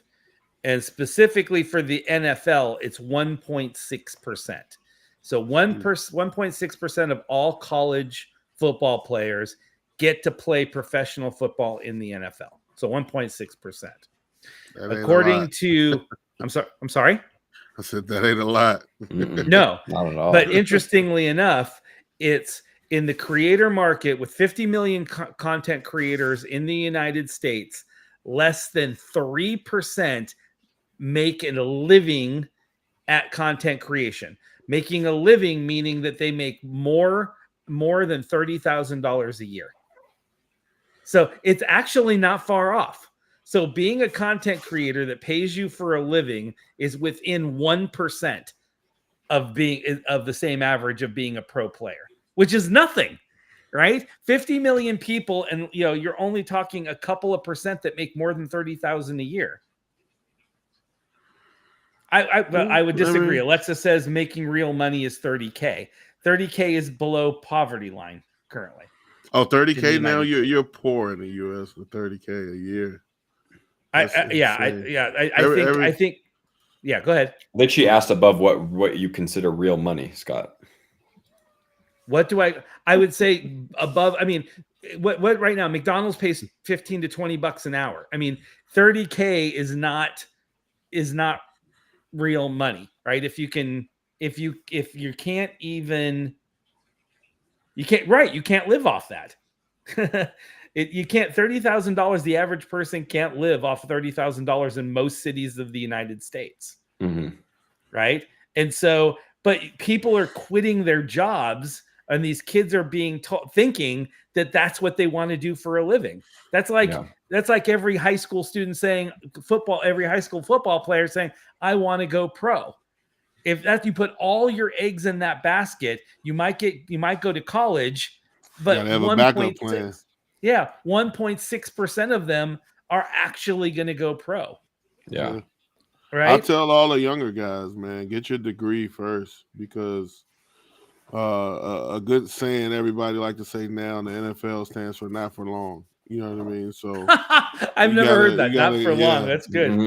You gotta have something to fall back on, because you never know. You might get hurt and you can't play again. but that degree, that'll help you, and you know what I'm saying, in your next chapter. So it's always education is number one, I think, before football. And that's one of my things my parents prided me on was making sure I got my degree before I left college, even if I left early to go to the NFL. So yeah, and the few people watching, you know, we're trying to create this show to bring some reality checks in it. I mean, the problem with this is it's such a new industry, and there's so many people in it. I mean, I can look up another statistic. I don't even think there's 50 million kids playing sports. If you probably looked at the entire NCAA and looked at all NCAA sports, I doubt there's even a million people playing NCAA sports, at that level there. And you're trying to move them into 1.6% actually become pro. You got 50 million people that consider themselves content creators, and they're all dividing up the money. There you go, Alexa. Go play football. You have a better chance. I hear they're starting up a women's league up in Canada. Yeah, I get what you're saying with that, but because there's so many content creators, and then it will be harder because everything you try to do, somebody's already doing it. The NFL is the same thing. You're working for one common goal, make it to the NFL. And it's either you're going to work hard and you get there, you're going to work hard, you don't. With content creating, it's more like, how can I be better than 49, 50 million other people? What's going to draw more people to me? And I think that's harder, finding that one niche, that's going to get you more attention than the next content creator. So I would say that makes it a little bit harder. Yeah, it's also lifespan, right? It's not just how can be different. Oh, somebody just said that on there. How can I be different? How can I differentiate myself? See, I'm going to use a bigger word. How can I differentiate myself, to draw an audience?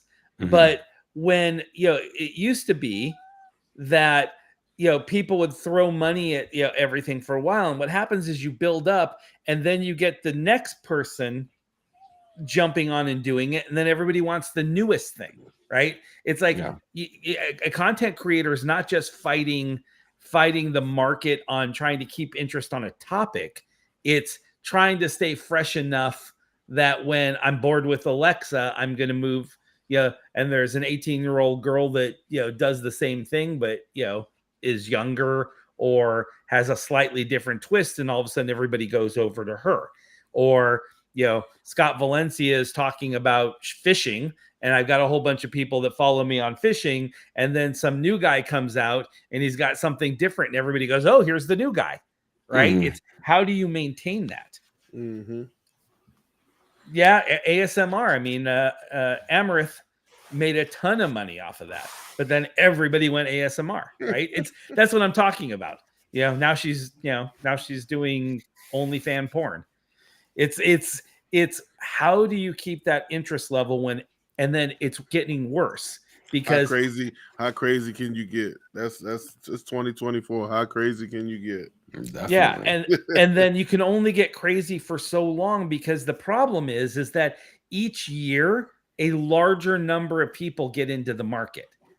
It used to be very limited, right? And then you get a couple more and you get some more. And now with these kids saying this, it's like, it's hard for me to believe now. Yeah. And every time I go on any of these things, you're seeing younger and younger people putting all their content on there.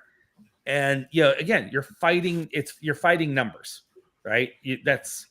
And that makes it difficult to get that down. Now there's a solution to this, and Phil has all the answers. That's why we brought him on, because he's Phil, the answer man, Taylor. He's got it's all just been sitting there for years to pop out of his head and go out there and do it. But, there's an answer to this. It's just, what happened is we went from a naturally progressive maturing market to everybody being off for COVID. So everybody wanted to be online and everybody wanted to do this stuff. And so it's just boom in your face now. And when markets mature that fast, the failure rate is as high as the success rate. It goes like this, right? There's nothing in the middle. It's like there's a percentage that's going to be successful and the rest of the market's going to fail. And there's a little bit of gray area. And AI is the same thing. There was one AI company, and now every day I see new AI companies that are popping up. And that's even worse. Chat GPT. I've seen it, but I ain't never downloaded it. Yeah, I hate it. When my oldest daughter went to college, my biggest concern and the college's biggest concern was Wikipedia is not a source. Right? I mean, they would put that out there. They said Wikipedia is an opinion; it's not a source. You can't reference it as your source of material.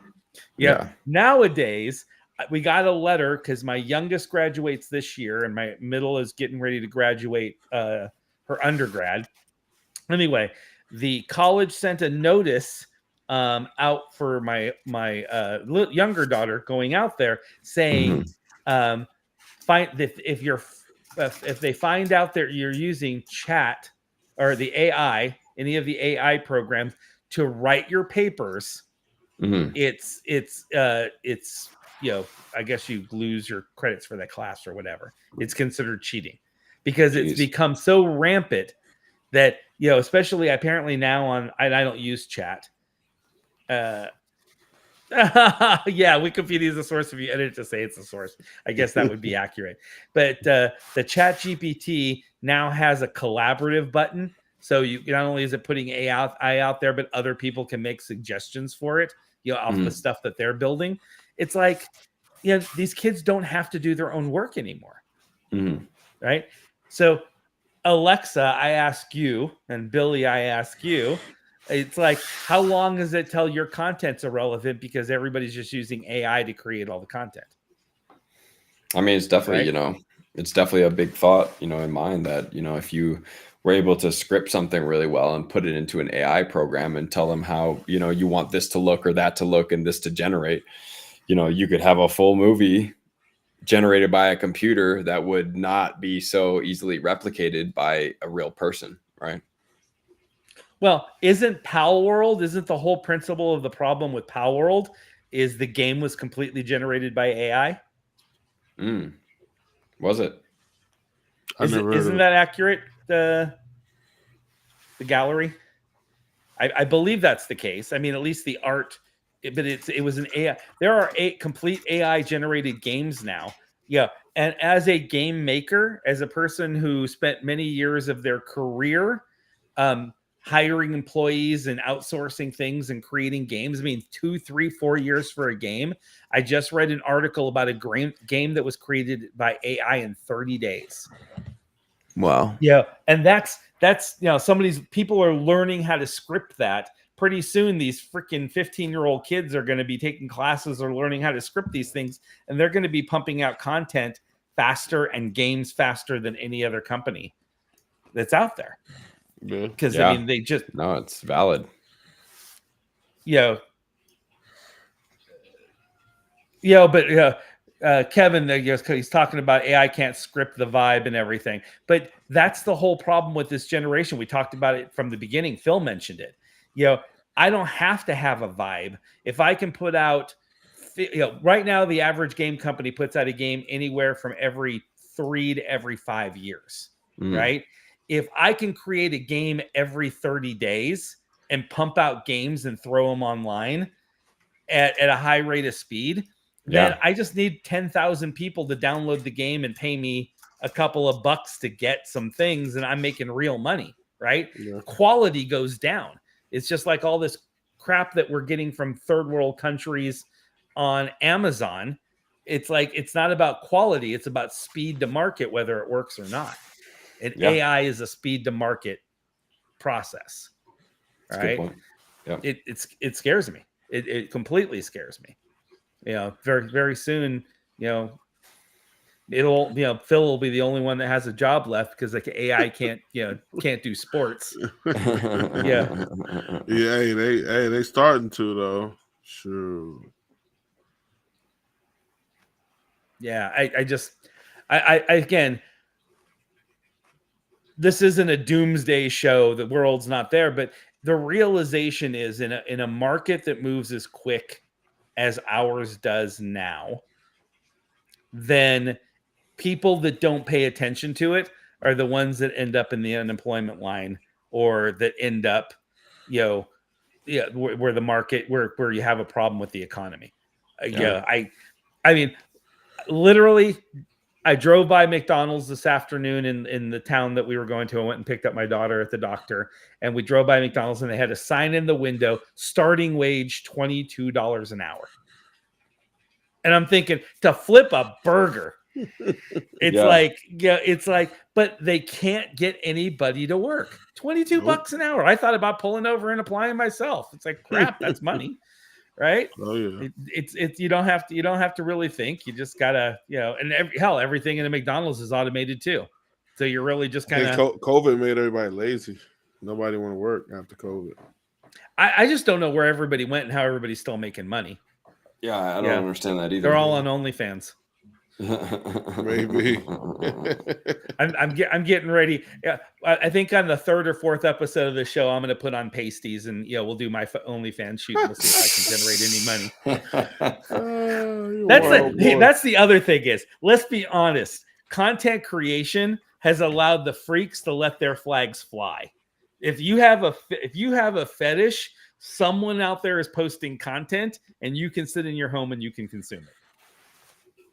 Yeah, it doesn't matter what it is. I have seen some really, really, really nasty things come up on Alexa's feed. I have no idea that she was that big of a freak, but yeah, Alexa, man.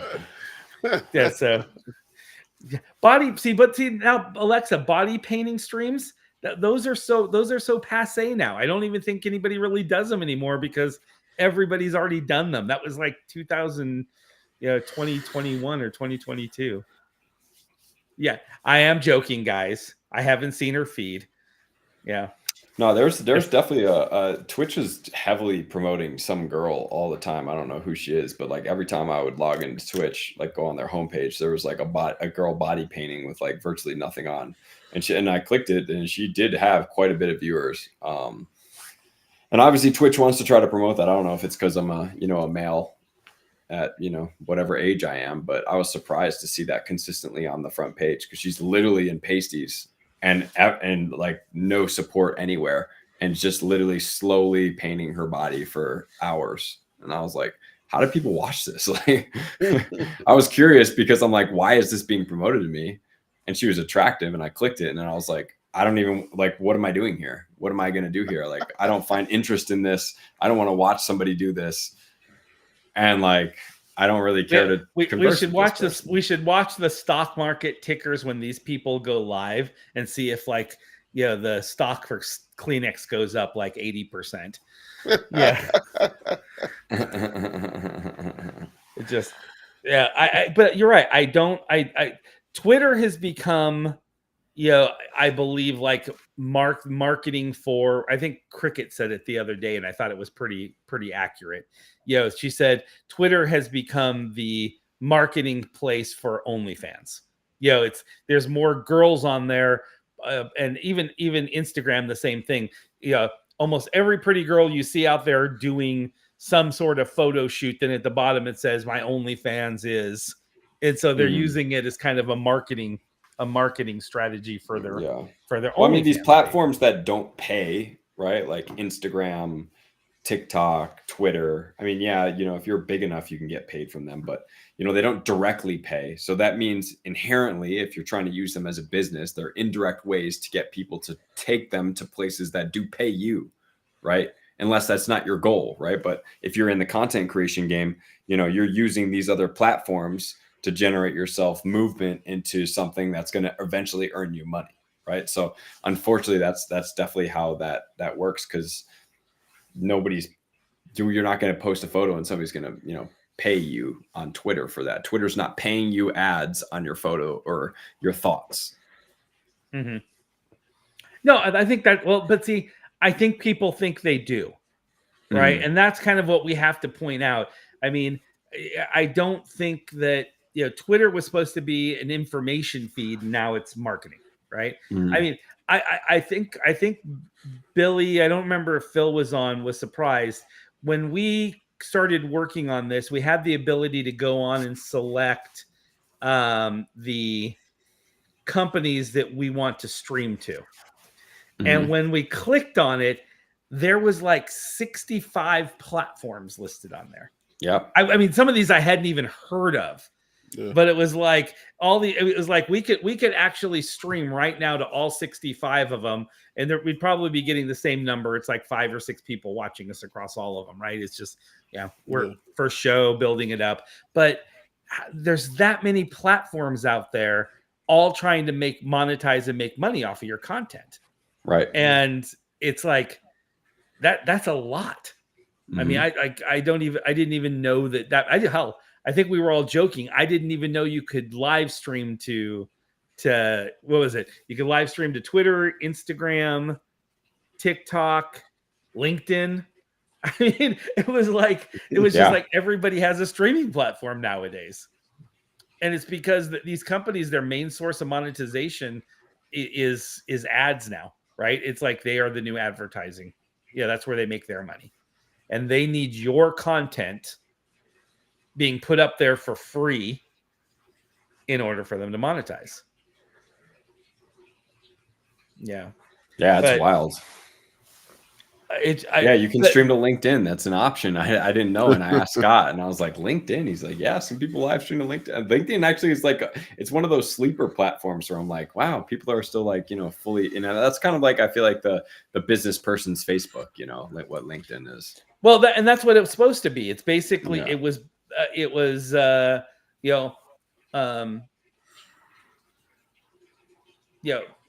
platform for you to be able to make connections with other businesses and things like that. And I don't think they were making enough money because, again, it's like a lot of these platforms, they do most of it for free, and then they try to get you to upgrade to a membership, and most people don't. And so they go, okay, we're going to start streaming now. And when you stream, they put advertising on it. Yeah. No, actually, LinkedIn is very popular. A lot of businesses go on there and stream basically how their services work or things like that. I mean, I'm always surprised at how popular some of their streams are. Intel does a lot of streaming on there, talking about their product lines and things like that.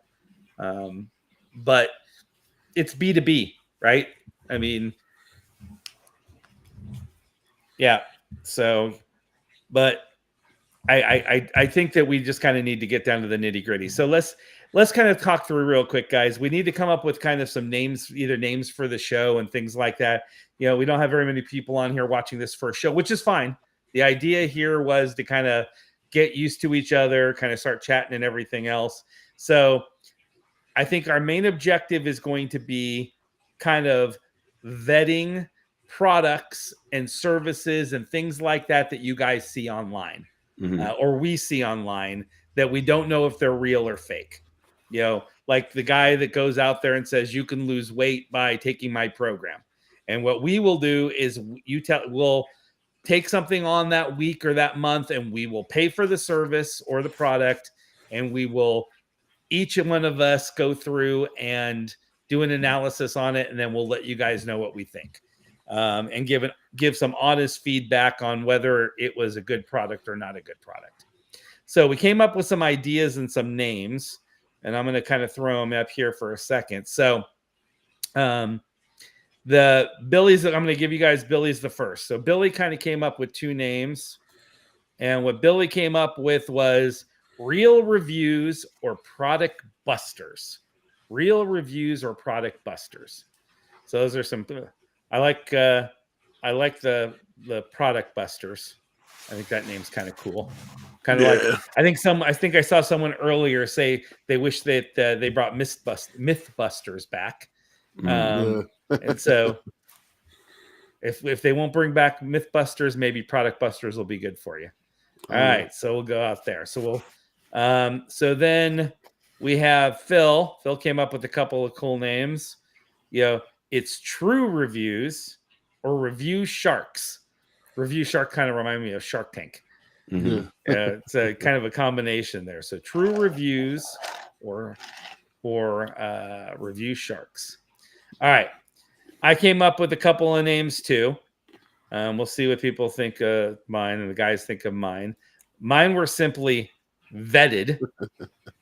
I mean, that was simply there. But see, I'm a redneck at heart. So the other name I came up was Vented or Ventilated. Right? Either you vetted it became good, or you ventilated it, filled it full of holes, it's dead. Yeah. So so those are 6 possibilities on the name that we can potentially look at.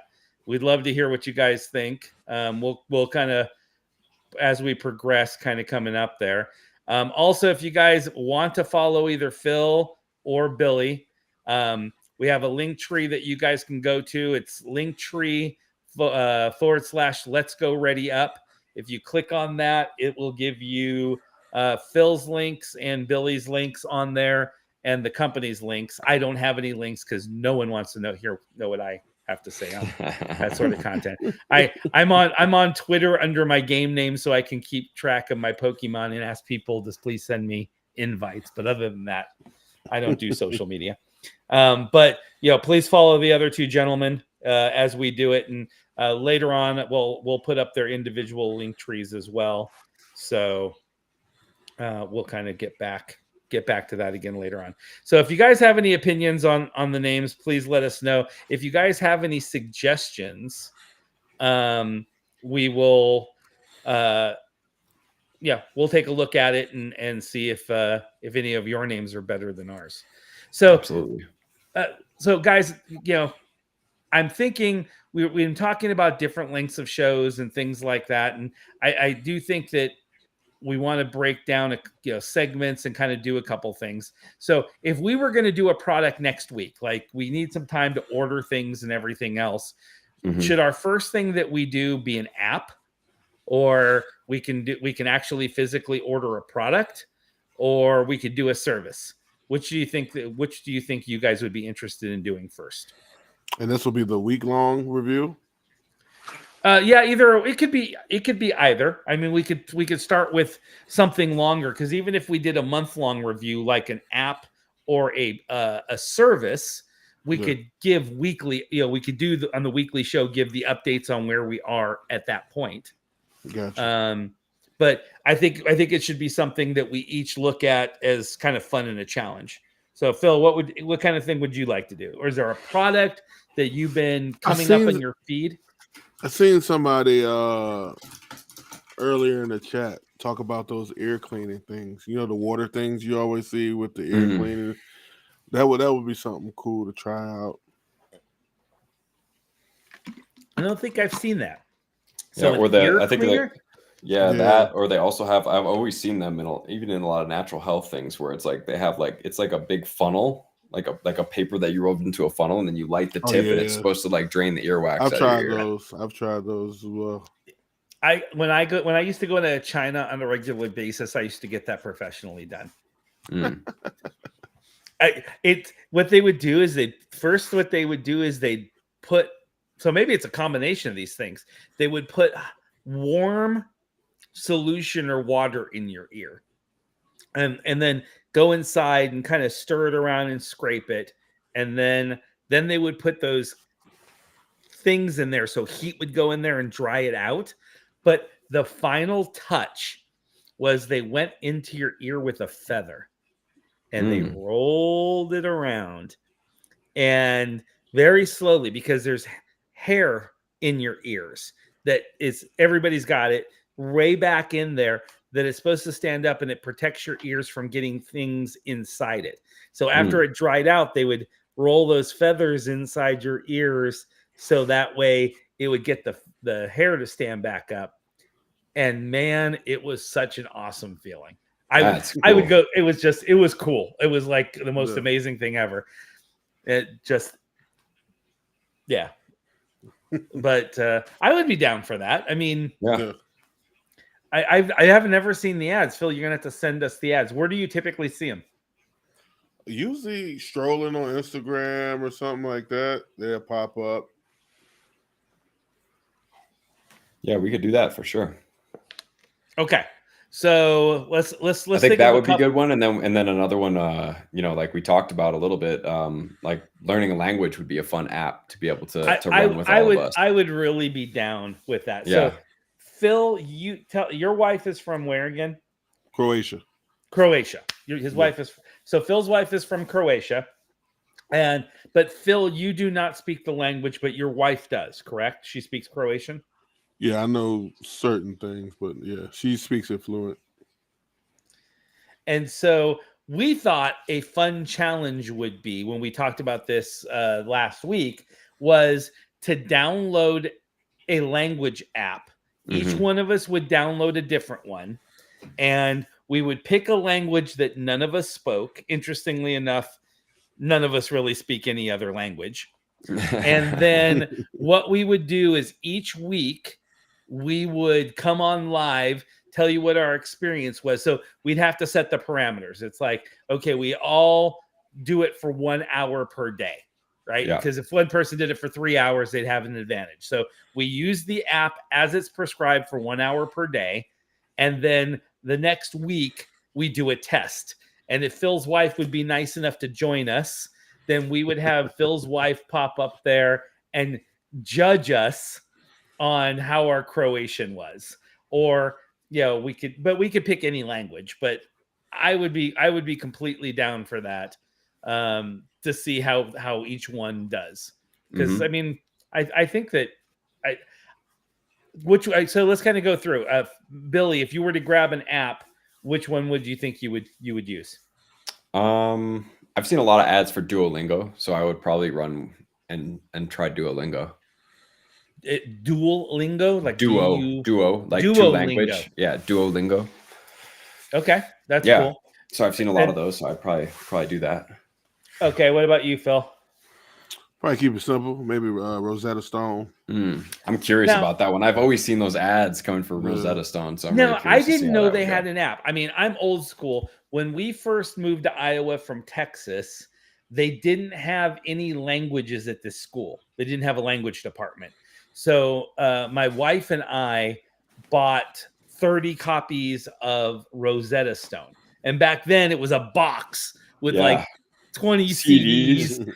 Yeah. And you did that in the computer, and you kind of did that. So I think Rosetta Stone would be cool. Now that was a cool program, and the kids actually learned a lot from it. So I mean, I never used it myself. So so Rosetta Stone. All right. I have to Google. I think that the one I've heard of and would probably end up doing. Let me see, Duolingo. That's actually in the top 3, and Rosetta Stone. Wow, there's a lot of little ones I've never heard of. So Alexa, you seem like you've used a couple of them. What have you? She said she looks like the 3 that she said were Duolingo, Rosetta Stone, and Babbel. Babbel. Okay. Babbel. All right. I can download Babbel because it's kind of like what I do anyway. I constantly babble. So I definitely think that I could use that. So Alexa, you've used all 3? She said she's done Duolingo and Rosetta Stone. Oh, seeing that there. Okay. Yeah. So that's pretty cool. Okay. So do we want to do 2 challenges then? Do we want to each see if we can find a ear cleaner in order to order, and then we'll all do the language app challenge? Let's do it. Okay. So let's do this. All right. Do we all agree is Croatian the choice, or do we pick something that none of us have an attachment to? Like I would was say it for the first one, we can you know what I'm saying, we can spin the block again for the Croatian, but I think for the first one we should do one that we don't know. okay? To make it fair, even though I don't think I will win because my wife is Croatian by any means, but All right. We all play Pokemon Go Yep. in honor of Pokemon Go and where it comes from. Should we all do Japanese? Do you know any Japanese? Either one of you? I mean, I know like maybe 4 or 5 words from when I've been over there, but that's about it. Konnichiwa. So, Yeah. was that Chinese? Yeah. That's all. Yeah. So I mean, Japanese could be fun. I mean, just because it's yeah. I think that'd be a tough one though. Yeah. You think that's too tough? Well, wouldn't that be the goal to see how bad we are? Yeah, we could do that. I mean, we could do that secondary and kick it off with a relatively easy language of Spanish, since Madrid's coming up, and it'd be nice to try to integrate that into some content. Yeah. Okay, 30 days of Spanish. I kind of feel like that's kind of cheating. We're going to have to set some sort of ground rules of something that we're going to have to like be able to speak a full sentence or something like that, because Spanish is a large percentage of America speaks Spanish. We probably know a little more, surprisingly more than we think, just because of I think Spanish should be helpful too. That's being in America. I think Spanish is like the second language used. Without a doubt. I think that would be helpful. So Americans speak Mexican Spanish. True. That's different. That's true. Yeah, yeah. So should we do Spain Spanish? Which well, I guess we're gonna have to go online and see which each one does, right? I mean, we don't. Yeah. Okay, I'm actually gonna download Babbel right now, and if you guys will jump on yours, let's kind of set these ground rules for a second while we're talking through it. So it sounds like are we going for Spanish? I'm in. Yeah, that's right. We'll kick off our language with something simple, and then maybe the next one we can go into Croatian or Japanese or something that's gonna. So they got Latin, Spanish. Yeah. If I click Spanish, what happens? Okay, so I don't see a free version here for, just so you guys know, for Babbel. I can do 6 months for $15 a month, 3 months for $18 a month. Do you guys have plans like that as well? I'm creating an account now, trying to see.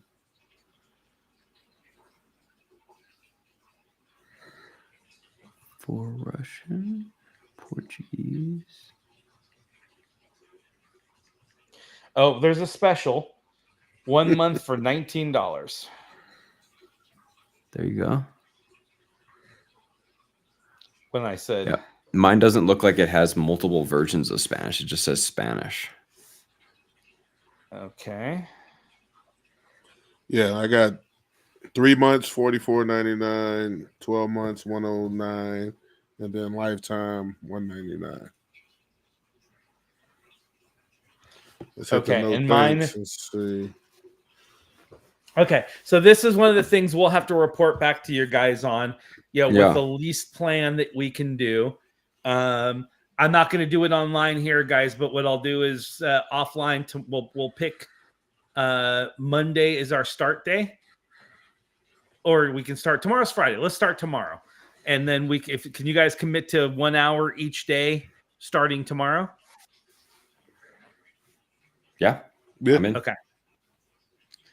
And let's see. Do we have anything else in here? Oh, unlimited hearts.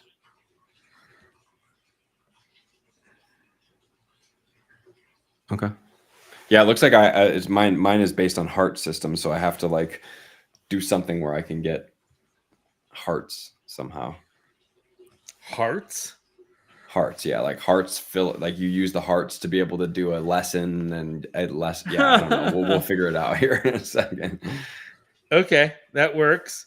All right, so it looks like mine it just says general Spanish too. It doesn't have Phil's is the only one that looks like he says he has types of Spanish.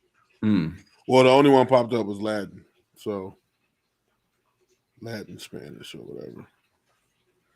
We'll figure it out. All right, guys. So you heard it here. We're going to go ahead and learn Espanol. We'll give it 30 days, and we'll see who has progressed the most in 30 days. And we should do a giveaway. So whoever does it best, and we'll have like Alexa or someone, judge us. That person will draw a winner's name, and we'll give them like a 6-month program, which looks like it's about $80. How's that sound? We'll do our first. I think it's different for Sounds everybody. great. I think Rosetta might be the most expensive one. But how much is it? For the lifetime, $200. But I don't even know if mine has a lifetime. Yeah, for 12 months is $109, and then the 3 months was $44.99. Wow. I hit X, Interesting. so I'm doing whatever. I'm gonna see what I can learn with the free for right now.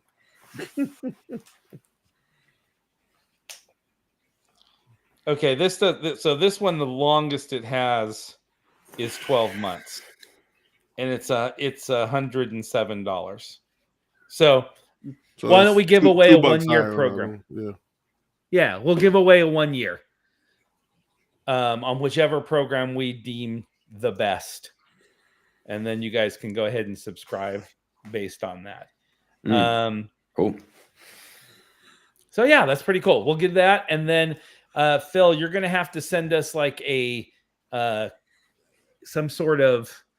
us one of your ads for the ear cleaning thing, and then we can how should we start this, Billy? Should we all just use one device and just rate that one device, so that way we can kind of get started and get our feet? Yeah, I think that'd be good. You try it out and see how it works for us, and then as we go onwards, we can start expanding. Maybe we'll all try our own, but just to kind of like feel and see how each of us judges, and then to kind of get our ground rules, and then going forward, we'll be able to switch it up. Okay, so I think since this was Phil's idea, Phil, you find the ear device for us, and then we'll each get one. Yeah, let's do it. Yeah. I'm kind of excited about this. I'm not gonna lie. I have to say, I'm kind of nervous. Yeah. The idea of squirting something. I've just been looking on Amazon. They're not that expensive, but I want like the one we're looking for, like the water one, right? Have you seen that one before, Billy? No, I haven't. No. All right, let's see. I have chickens in the yard, Alexa. If we need feathers, I'll go ahead and send each one of us a feather afterwards. So this one is like waterproof, like goes in your ear. So that's a big device. Yeah, it's like a speaker, don't it? Yeah, it's like the guy's got a brick against his head. Well, it has to hold water too, though, or saline. Okay. And is it warm? I'm guessing you can warm it before you put it in there. Hey Phil, why don't you drop that link in the private chat, and Billy, you can bring it up on screen. I'll send it to Billy. I don't know how to drop it from if you go on the bottom, there should be a private chat. You see it? Yeah, I see that. But so if you copy the link and drop it in the private chat, or you were doing it on your phone. Yeah. Okay. I'll send it to Billy real quick.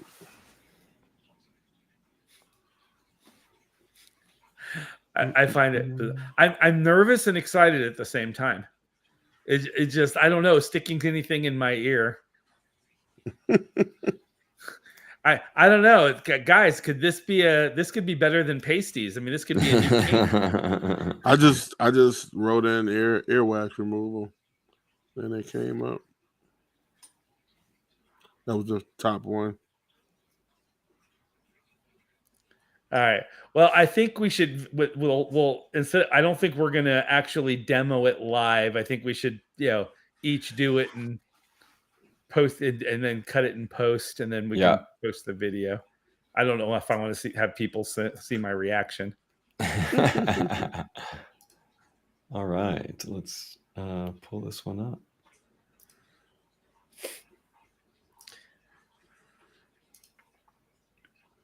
Stormy, you're missing the point. It's we are the reviewers.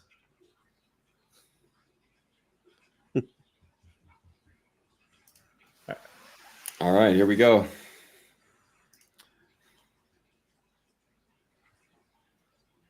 All right.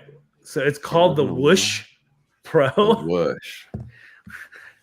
Is that the sound it makes as it penetrates your ear and eats into your brain? Whoosh ear cleaner. Triple jet stream, foldable nozzle, 3 perfect pressure settings. This one's gonna have massaging tips, safe and effective, warm water. It definitely sounds like a new kink toy. That's interesting. Massaging tips and safe and effective. Mm-hmm. So all right, Billy, would you consider this a health product then? Out of curiosity, you're the health guy. Yeah. Would you consider this a health product? I would not consider this necessarily a health product. I would consider this more of like a hygiene product. Yeah. I wouldn't say that it fits in the natural health realm. I wouldn't say it doesn't, because it says, I mean, it's effectively using with water, so I think it could fit in there, but it's not a product that I've heard about talked. Like usually, I'll see it in seminars and other things like that, or some of the people that I follow, they'll talk about certain things that are safe, effective means, and I've never heard anybody talk about a Whoosh Pro by Black Wolf. Oh, good name. Somebody just came up, just going to drop topics. Someone came up with an idea for the show name, Critical Hits. Okay.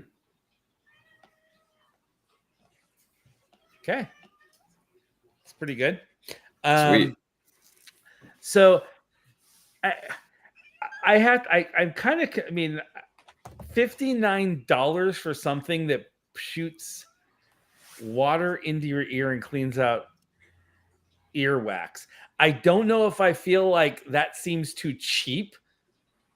And like, I would expect something that is that I would want to shove into my ear to be more expensive, and therefore it makes me feel, that's why I like it. It's affordable. Quality. Yeah, I feel like it's, what I'm saying, we can definitely dissect that. Okay, go scroll back up and look at that girl's expression. That's what I'm worried my face is going to look like. which is why we won't do it live on air. That should look like a speaker. Look how big that thing is. I didn't realize it was going to be that big. Look at that. This is in somebody's hand. That looks like that's the water tank, and is that how it looked? Is that how it does not look that big? Look at that thing. Yeah, in that picture it doesn't. That thing is massive. Probably looks small in my hand, so. It's all perspective, I guess. Yeah, I was gonna say, yeah. All right. I mean, well, there's a 1-star review. Look at wow, there's 2 1-star reviews back to back. Stopped working. Only used it 6 times. No pressure anymore. I would return it, but the window's closed. Used it a few weeks and always feel uncomfortable. It seemed like the wax is out, but I could still get some more using a scraper. There's another 1-star. Disappointing experience. Unfortunately, my experience with this product has been far from satisfactory. Promising to do the design, clean my ears. However, it fell short of expectation in terms of durability. Cracked the device. Stopped working. Best in-ear cleaner. All right, out of curiosity, let's do a little bit of research here. Where's the company? Do you look at the company name?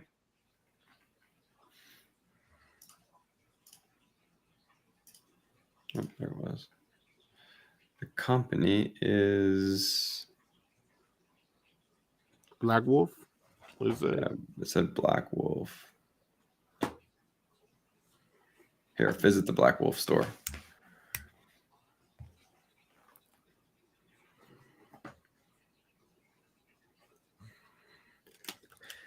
Okay. This looks like a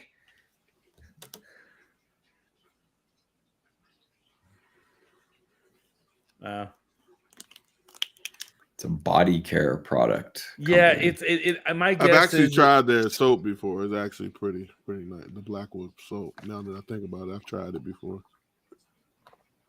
The body wash. I didn't know they had all this shit. Yeah. Bestsellers, body, face, hair wash.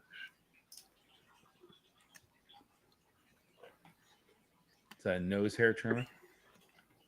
Yeah, it's kind of like a freaking Manscaped. Yeah, Yeah. it does feel like a Manscaped company. Vibrating face and body brush. Okay, this does seem like a kink site. You got vibrating. It's like, all right. Styling All these. paste. I have to say, their pictures are pretty stylish. No, I mean the logo is kind of cool too. So yeah, it looks like it's a charcoal soap, Stormy. I have a funny feeling charcoal seems to be a big thing in manscaping right now. Yeah. But it is a pretty cool product. I don't know. What is that thing on the left? I know it's supposed to be a wolf, but it kind of I hate to tell you what it looks like to me. Okay, that's the scrubber. Yeah. Okay. Silicone bristles for a deep cleanse experience. That's the back of it. So you like put your finger in it and it holds in your finger. Gotcha. And then the other side has bristles on it that you scrub. All right. Well, I mean, I'm game. We can either yeah, I agree, Stormy. I think this is one of those things that we were talking about. It's probably a product that's made generically, and any company can go and have their logo tossed on it. Mm-hmm. So it's made by a third-party company. But that's okay. We can figure that out. Yeah. So do you want to look for one with a better review, Phil, and send us that link, or do you just want to go with Black Wolf since you know the company? No, that was just the main one that popped up. I mean, there's other ones that kind of do the same thing. Yeah, we can maybe we can have a look and then we can both of you guys can look. Just look bring on it next week. Yeah, just look on Amazon because it only takes a day or two to get to you anyway because it's with Prime. Does Prime work for you guys still? It feels like it used to be, we have Prime and it used to say you get it in 2 days and now everything takes a week. Depending on what it is, but usually mine's is like if it say like I could order something today and it'll be here tomorrow. Wow. If it says it's gonna be here, it's usually gonna be here. You know what I'm saying? Or it'll be like say it'll say tomorrow, but then tomorrow comes and like, oh, it'll be here by 10 p.m. You know what I mean? But it'll still be here though. But yeah, because you can tell them if your stuff isn't here when you say it, they give you credit or they get the delivery free. Okay, that's good to know. I didn't realize. It seems like I always get notices of delay. Hey, the other thing we can eventually get to, and Phil had mentioned it before, all three of us have beards. I mean, I went yesterday when I went and took my daughter to the doctor to look for beard products, and I hate going into the store now because everybody and their mother has a brand out now.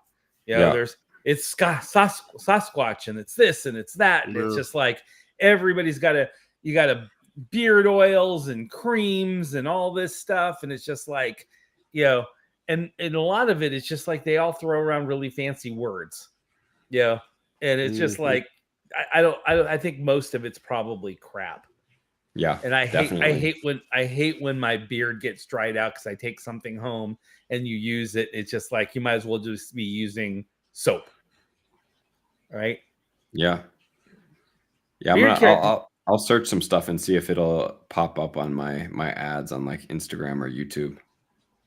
Yeah, I think that's the way. That's Yeah. kind of the way the system should be. We pick a product and then we go to our social media platforms and kind of key it in and see what kind of products get thrown at us, and Definitely. then go from there. All right. Yeah, this is interesting.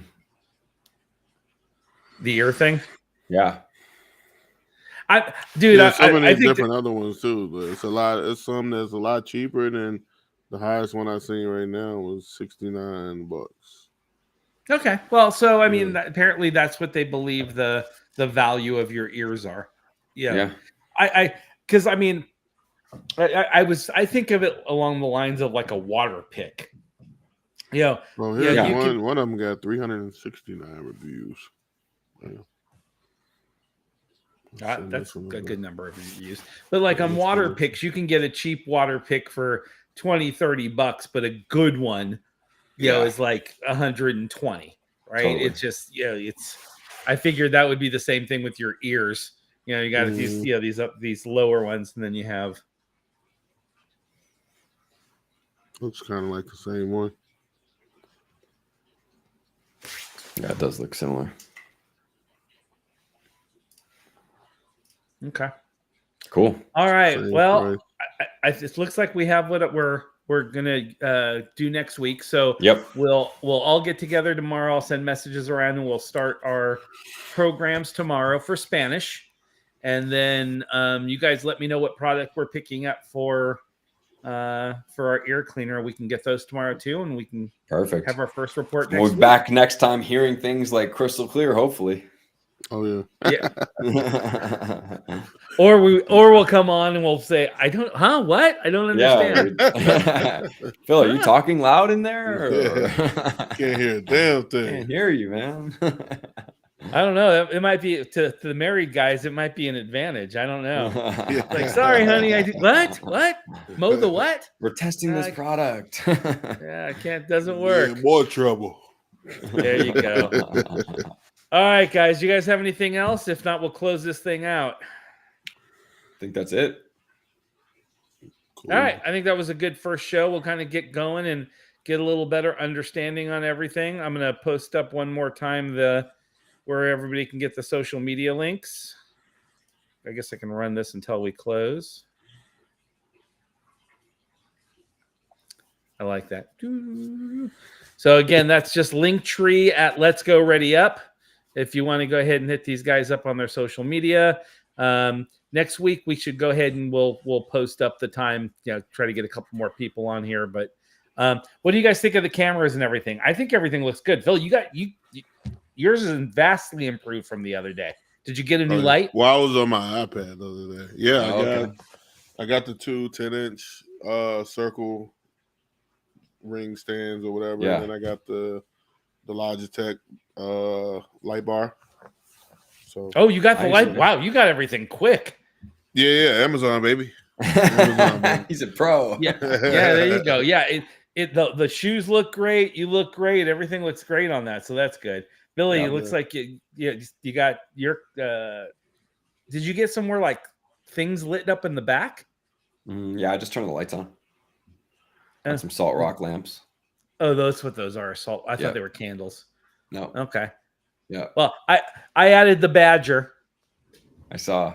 Yeah. To this, I couldn't find anything I liked to cover the cord for the lamp, and so I remembered I had this badger skin from an old trip, so I was like, hey, that'll cover the whole thing, and looks like kind of fits with the Pokemon stuff. Like I skinned a Pokemon.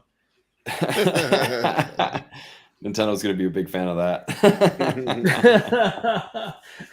I'll just keep finding finding animals to put out there and on my wall. There you go. It's like, okay, this is a Stantler, and I have my deer hanging on the wall. That'll be I'll start my my artificial collection. All right, guys. Well, good show. Thank you guys very much for joining, and we'll touch base tomorrow, and then we'll be back with everybody next week. Perfect. Thank you All guys right, for tuning in. Yep. Cheers, guys. Thanks. Let me go ahead and see if there's an outro on this. Let me see if I can do something. I don't think there is, but we'll see. All right. All right, Billy. Is there a way to turn all of them off at the same time? Let's see. I don't think there is there? Yeah. Probably if the host leaves. Can end the stream. Yeah, just go ahead and do the end stream. All right, guys. Take care.